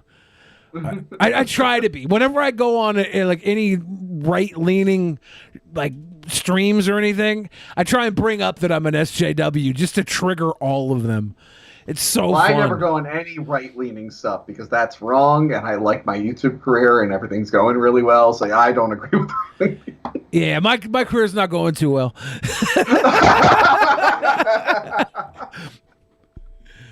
I've been accused of people being alt-light, and I'm like, what the fuck does that mean? Is that even a word? Alt-light? Yeah. Alt-light. I'm like, what? I don't even know what that means. Is that like less filling? Like it's yeah, it's alt-right. It's alt-right hiding, like alt-right adjacent. It's like the gateway drug to the alt-right. I'm alt-light. It's like, yeah, I enjoyed a Chris Ray Gun song one time. Now I'm a Nazi. Oh my think anyone's enjoyed a Chris Ray Gun song since like 2017. Like, is that guy still make videos? I think he does. Last time I watched anything new on the internet was 2017. Everything else has just been old videos. I can relate to that. Yeah. You know. Oh, wait, whoa. You don't watch Hack the Movies? Love it. Wow. Wow. By the way, linked in the description to Hack the Movies, if you guys want to check it out. For those of you who aren't familiar with it, everything I watch is on Pornhub. You know what though? Seriously, I was looking at the cinema listings because I haven't been to a movie in the theater in almost 2 years now, and there was nothing that I wanted to see. I just you don't want to see Spiral? Right. Like what? Yeah. Did Black Widow finally come out? It's coming out this month. Oh, July 9th, huh? For some reason, I thought it said June 9th. I was like, did that movie finally come out? Oh, you know what is coming out soon? Boss Baby 2, The Family Business. I can't wait to see that. I'm real excited for Boss Baby. Me and my friends saw the first one in theaters, like just for the lulz. We're like, all right, let's go see this piece of shit. We'll talk about it on like this old show I used to have, and like, so it's just the two of us, and then in the theater we're just two older gentlemen by themselves. This is like a 10 o'clock show, and I'm like, all right, I know why we're here, but I don't think these guys have a stupid podcast where they want to make fun of this movie. What is their reason for seeing a children's film at 10 p.m.? Yeah, that's weird. And we're like 100%. Those guys are probably blowing each other, and I think that'd be the perfect movie to do it in. You cock blocked them at Boss Baby. I didn't cock block. I didn't do anything with them. But we're just like, it's a little interesting. But now the second one's coming out, and I'm real excited for it.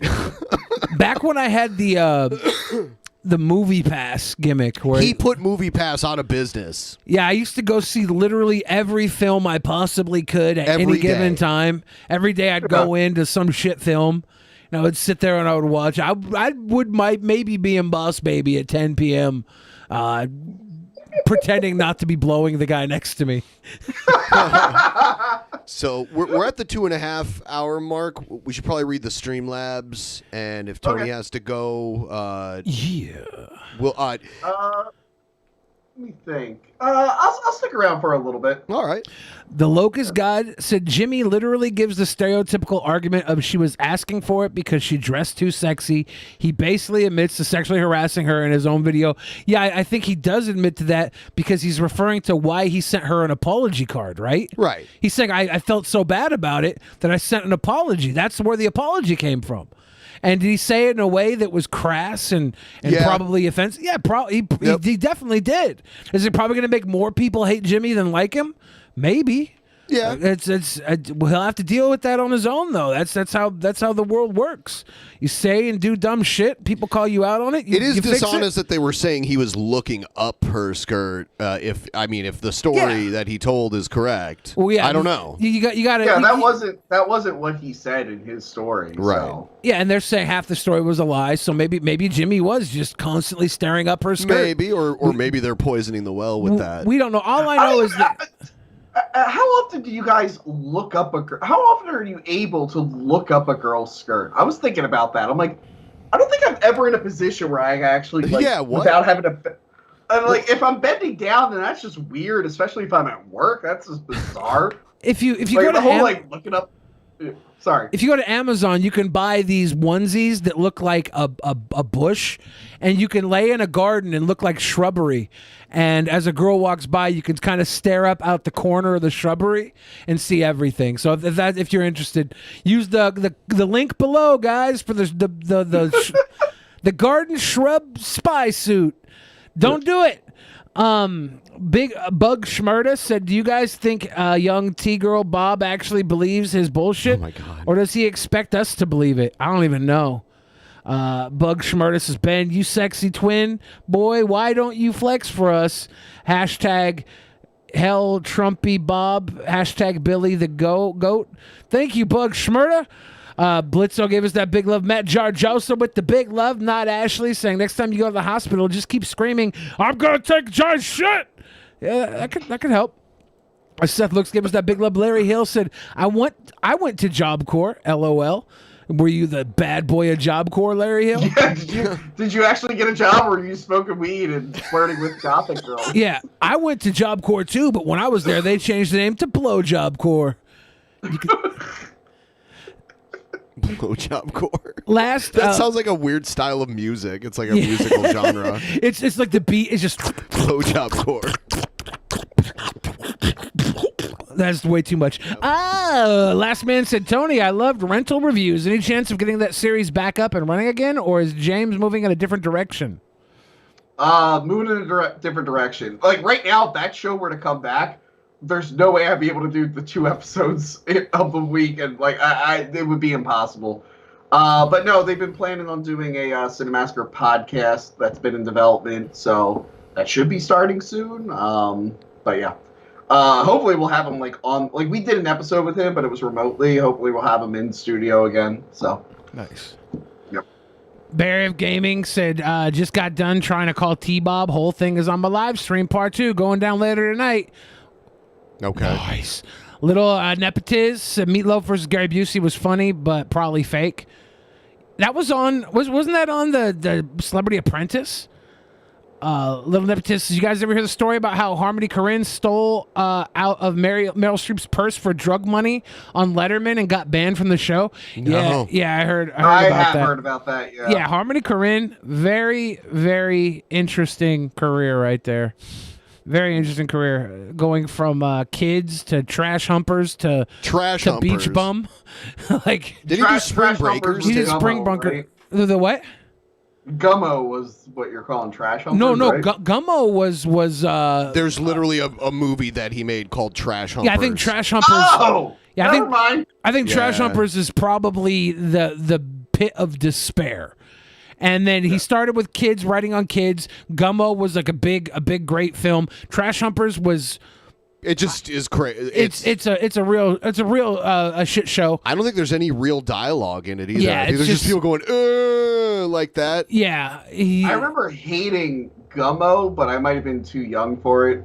Like high school might have not been the right time to watch Gummo, but yeah. I remember seeing Gummo on HBO, but only a part of it, and because like I had like the stolen HBO boxes when I was a kid, and I saw a part of it, and I was like, I gotta figure out what this movie is. This is so fucking weird. And I hunted it down, finally saw it, and I was like, okay, it lived up to the hype. This movie is fucking weird.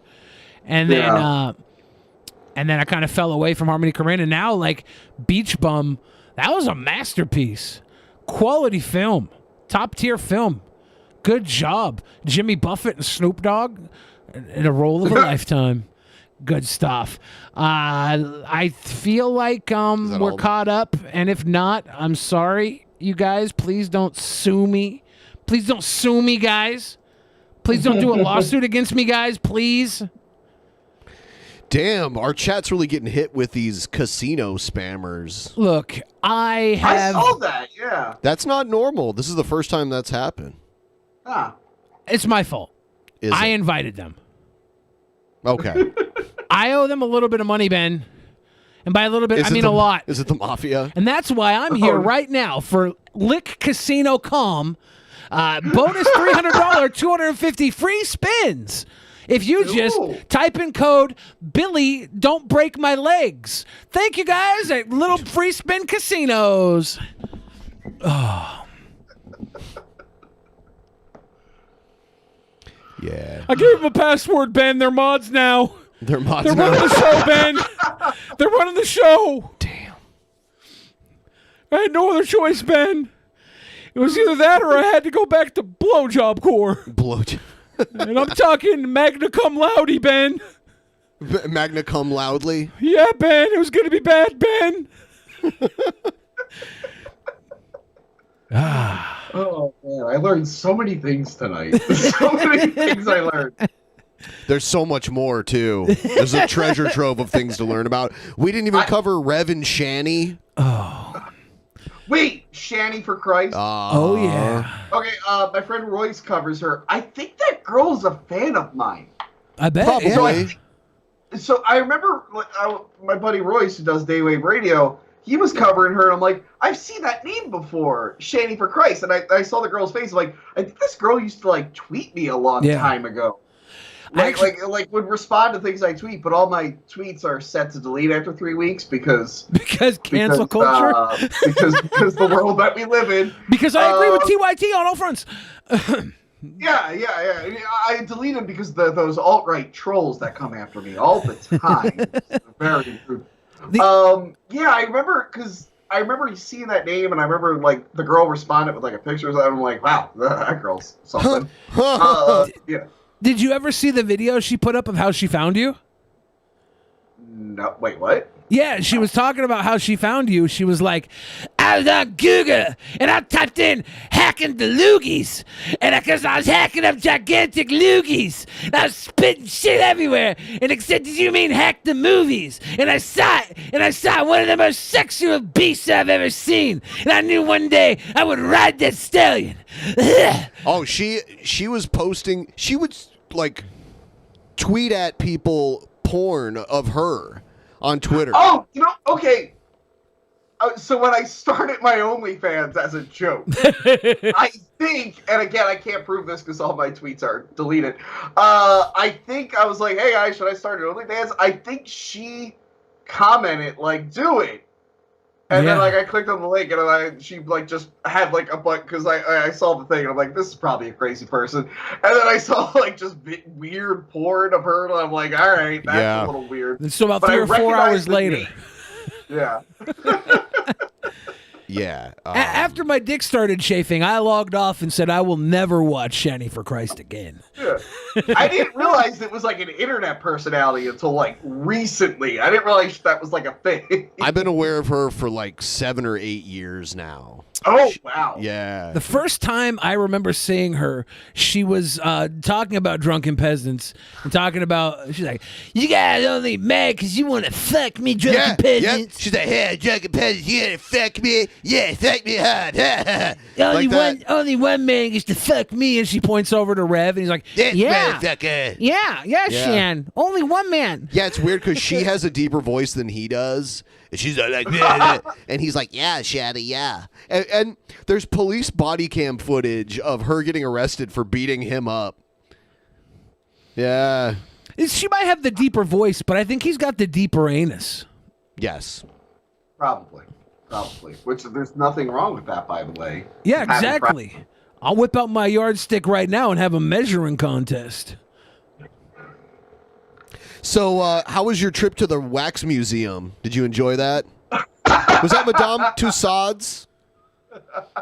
No, it was not Madame Tussauds or whatever. It was the Hollywood Wax Museum in South Carolina. I'm working on doing a Patreon thing for it. I did start taking video there, and then I realized they were blasting copyright music the entire time. Like, well, that's not going to fly. Yeah. Let me see if do I have, 1 second. I want to see if I saved any of the, hold on. Before I go, I'll send you a couple wax figures and you just guessed who they are. Okay. Let me find the pictures though. Those are some pictures I took for my OnlyFans. Let me scroll right past those. I did a sexy Batman photo shoot. Oh, wow. You guys in the chat are curious. Okay, I'm at the Wax Museum stuff. Let me see. What's a good one? Okay, that's a good one. Let me download that. You can read something else while I'm doing this. I'm just gonna pick 3. All right. Let's see.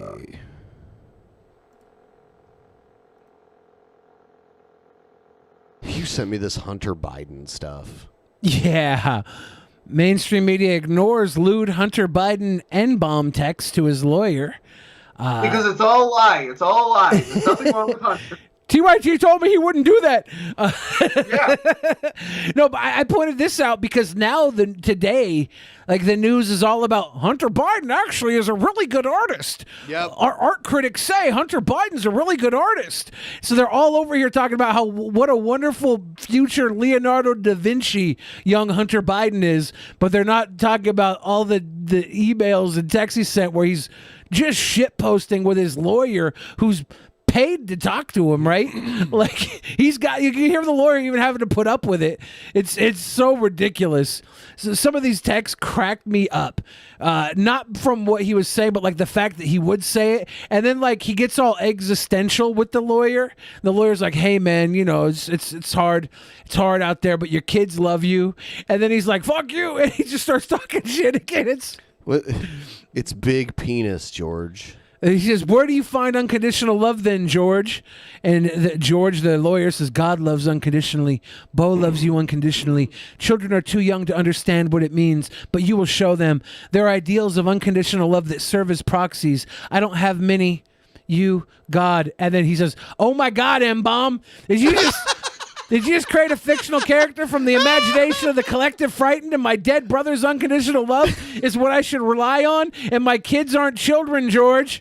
This is him saying, he's saying that God is a fictional character from the imagination of the collective frightened. And we're talking about, he said the N-bomb. He just disavowed God. Like Hunter Biden, I know they're trying to hide this, and that's because they want people to respect you for your art, not your mind. And that's fucked up, dude. This is so fucked up. Well, if it's a story about Hunter Biden, it's all fake. It's all fake. And then his lawyer says, my parents' love was conditioned. And then Hunter says, "My penis as of late has been unconditional." So the lawyer's trying to have an existential conversation, and the lawyer says, "That's why we are searching." And then Hunter Biden responds with, "For my penis." And then and then his lawyer says, "And we will always be searching." And Hunter Biden says, "It's big penis, George. They always find it. And I only love you because you're black." And the lawyer says, "It's so annoying when you interject with frivolity." And then Hunter Biden responds with, "True that, N-bomb." Is this real? Yes. Is this real? Yes. You know what? This is hilarious. Yes. The president's son is crazy. And then this is where he ties it all up. He says, "But I'm done my rant." And the lawyer says, "We will always be searching." Still talking about his daddy issues. The lawyer talking about his daddy issues. And then Biden says, "To be serious for one more minute, my true and beautiful friend, the search is over when you finally realize that the unconditional love you give is the end of the search. The love we give without..." He goes into a serious response after talking all that shit. Anyway, Ben, I sent you 3 pictures in the chat. We could just try to guess who these people are. All right. But while the mainstream media... Also, Ben, I think you're frozen. Oh shit. Yeah. Thank you. Let I it will go. fix that. But while the mainstream media denies Hunter Biden's texts because Hunter Biden's privacy is very important, they applaud him for his beautiful art. He might just be one of the great artists of our time. He might be. Without a doubt. All right. So So that was at the Hollywood Wax Museum of South Carolina. I'm guessing Nicole Kidman. No, this is not a wax museum. This is just Amy Schumer.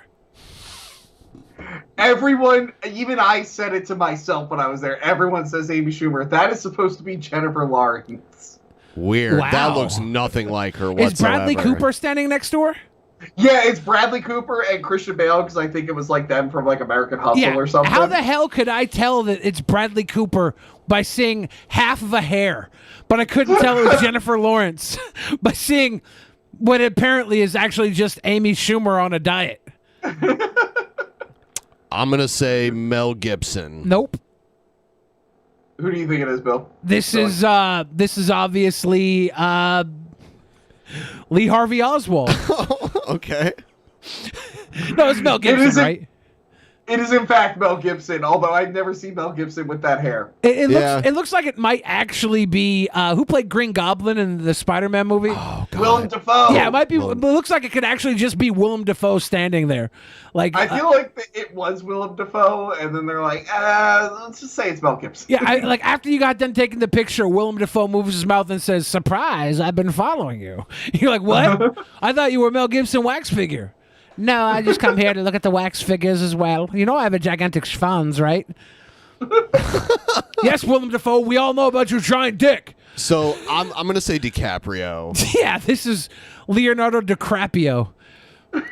Yes, that is Leonardo DiCaprio, or what they think was Leonardo DiCaprio. It could also be Claire Danes. It'd be like it's DiCaprio. It's Leonardo DiCaprio's weird like fraternal twin. I feel like this is Claire Danes playing Tilda Swinton. Could be. It's like Leonardo DiCaprio if he was like stung by bees. Like his face is very puffy. Yeah. Wow. So that's it for me, guys. All right. Good Yeah, stuff. I'm gonna go watch a couple movies and take notes now. Good stuff. Thank you very much, Tony. Everybody, go watch Hack the Movies 1,000 times tonight. While Tony watches his movies, prepare by watching everything Paper ever. Stuff, there's 2 shows talking about tapes, and then we just do one called Hack the Movies, which is post 2005 movies, like current stuff, more modern stuff, and then talking about tapes is everything made in the VHS era and below. And check out those playlists. Just let those playlists run. Go to sleep with those playlists running. Turn off that pesky ad block. Turn off that pesky ad block. And what you want to do is put it on your computer. Put one playlist of Drunken Peasants and then talking about tapes. And just let those babies play. It'll be like a Pink Floyd album, syncing it up. Occasionally, we'll say the same thing at the same time, and it'll be beautiful. And we're on Patreon and all that shit. So check them out. and a podcast feed. We have a podcast feed for our episodes. In case you can't watch our episodes live, and like you don't want to look at my face because I'm so distractingly handsome, you can just listen to us now on the podcast feed. Yeah. All right. Check it out. All right. I will talk to you later. Thank you guys so much. Thank you, Tony. Good times. Thank you. Please send me the one guy's address. I want to send him some stuff. All right. Goodbye, guys. Bye. Good night. All right. So we ran a little long. Yeah, we're up the 3-hour mark right now. Yeah, so we're probably not going to do a post show. We'll hang out here a little bit longer, and then we'll end it, and we'll do a post show on Thursday over on Twitch. Sometimes you just find guests that work so well with the format, and I think that's what we just had this time. I thought every guest ever was fantastic, but Tony was just as great, if not better than everybody ever. And if the only person that could beat Tony as a guest, I think, would be Skank Booger. I wanted to get Tony and Adam on at the same time. That'd be fun. Because they both have movie channels. Yeah. But Adam's actually coming on later this month. When is he on? Will he be on with his hetero life partner? Yep, on Thursday the 24th. All right. Thursday the 24th, we're going to have Adam and Scott on that episode. Yeah, I like when Adam and Scott work together. Oh, they work. Yeah, because they collab already. Yeah. So yeah, it just makes sense. They're used to each other. I would love to have Adam and Scott in an orgy. Oh, I thought you were going to say in the studio. No. Oh. In my lap in the studio. Oh. While I make sweet We're love going to film that kind of content? in front of you. Why do I have to? While the three of us remain connected to your eyes the entire time. As we make love and make eye contact only with you in the corner as you watch. And you write it out and send it to Tom Hardy's Twitter. You live tweet to Tom Hardy's Twitter every moment of this, Ben. That's funny how Tony went to King Cobra's ex-girlfriend's channel. It was like dropping comments in there. Yeah. That was great. Yeah. I hope that this King Cobra arc leads to happiness for both of them. I hope things don't go bad for any one of them. No. I think it'll be fine. I hope so. Cobes will get his pizza. Cobes will get that fucking pizza. Yeah, Tony was an awesome guest. Yes. And I do think Tony might actually agree with everything TYT says. He did say that. Yeah, so I think that's pretty cool, too. You can't question the TYT. TITTY. No, we just sexualized something. We're going to get canceled. Ben, I got bad news. They got to cancel me. We used to do a segment where we would look at girls' camel toes and try and guess who they were. That wasn't us. Oh. That was TYT. Whew, thought we were going to get canceled. I downloaded that video because I thought it was kind of funny because I would not think this was a good idea to do in a stream. So I'm surprised. Unfortunately. Oh, not that one. This. I mean, in a time I'd period like to where that begin could be the the intro to your video, you can talk about camel toes. Oh boy. Okay. Is this Anna here as well? We have obtained a photo of a celebrity's camel toe. It is a close-up, so I'm off the kids if they've never seen a gine. Let's go to the picture. Gine. Let's do a little close-up. Oh, for the love of Sexy. Take a while to guess. All right, bring me back to the non-close-up. I've had enough with the close-up. Look, I can tell you right now, that's not a camel toe. That lady has kidnapped Homer Simpson in her pants. And that's just Homer Simpson's drooling mouth. Who is it, Sarah Silverman? I don't know. I don't know who. Let's hear what she says, because I need to know. Not only does she have rear, she has front butt as well. Oh, of course. She's the one with the wide hips. Of course. Oh. And she is on this season's Dancing with the Stars. Is it Kim Kardashian? Who is it? I don't know. Well, I guess we can. Who's on Dancing Oh, with the Stars? it's right at the tip of your tongue, and you don't even know it. I know, except I don't know who's on Dancing with the Stars. You have to make a wild guess before. Damn it! Damn it! I don't know. I'll go Shannon Doherty. Okay. Kim Kardashian. Okay, it was Kim. But it's okay to Kardashian. sexualize Kim Kardashian because she isn't in a newsroom. Oh, okay. So it's okay to sexualize her then. Now, if Kim Kardashian started the news and she spelled news with a K, it'd be weird because it'd be Kim Kardashian news spelled with a K. News? It would be KKK, and that would be super weird. So hopefully she doesn't do that. Damn. Hopefully she doesn't do that. This damn casino website that we shilled earlier, they will not stop spamming the chat. Yeah, they're just they're out of control. Do we have slow mode on the chat? No, I don't believe so. I always put slow mode on for 10 seconds on my live streams. So when someone comes into here like this and uses a bot, they can only get one every 10 seconds. I don't know if that's the smartest thing I've ever done or the stupidest thing. But I just, I need my 250. I don't think it's spins is either. all. I don't think it's the smartest or the stupidest.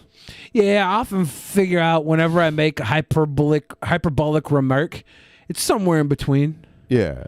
It's somewhere. Yeah. It's become a regular occurrence in everyday life. All right, everyone. I think we are going to wrap it up. Thanks for watching the show. We are working on some things behind the scenes that we think you guys will like, and we should have that actual Mania card coming up here. And we're gonna talk about the 2 private shows coming up soon as well. So keep an eye out for that. Have a wonderful night. Good night, everybody. It's time to go. It is time to go, but I still have to pull this up so I don't accidentally play the shit at the end.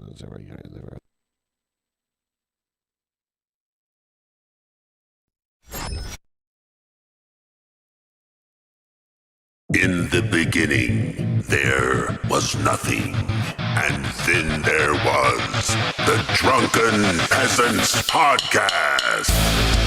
Drunken Peasants, Drunken Peasants, Drunken Peasants, Drunken Peasants. From the strangest corners of the internet, gonna get TP'd by Billy and Ben. You know where you can find them at. Get ready, cause they're gonna kick your... Drunken Peasants, Drunken Peasants, Drunken Peasants, Drunken Peasants.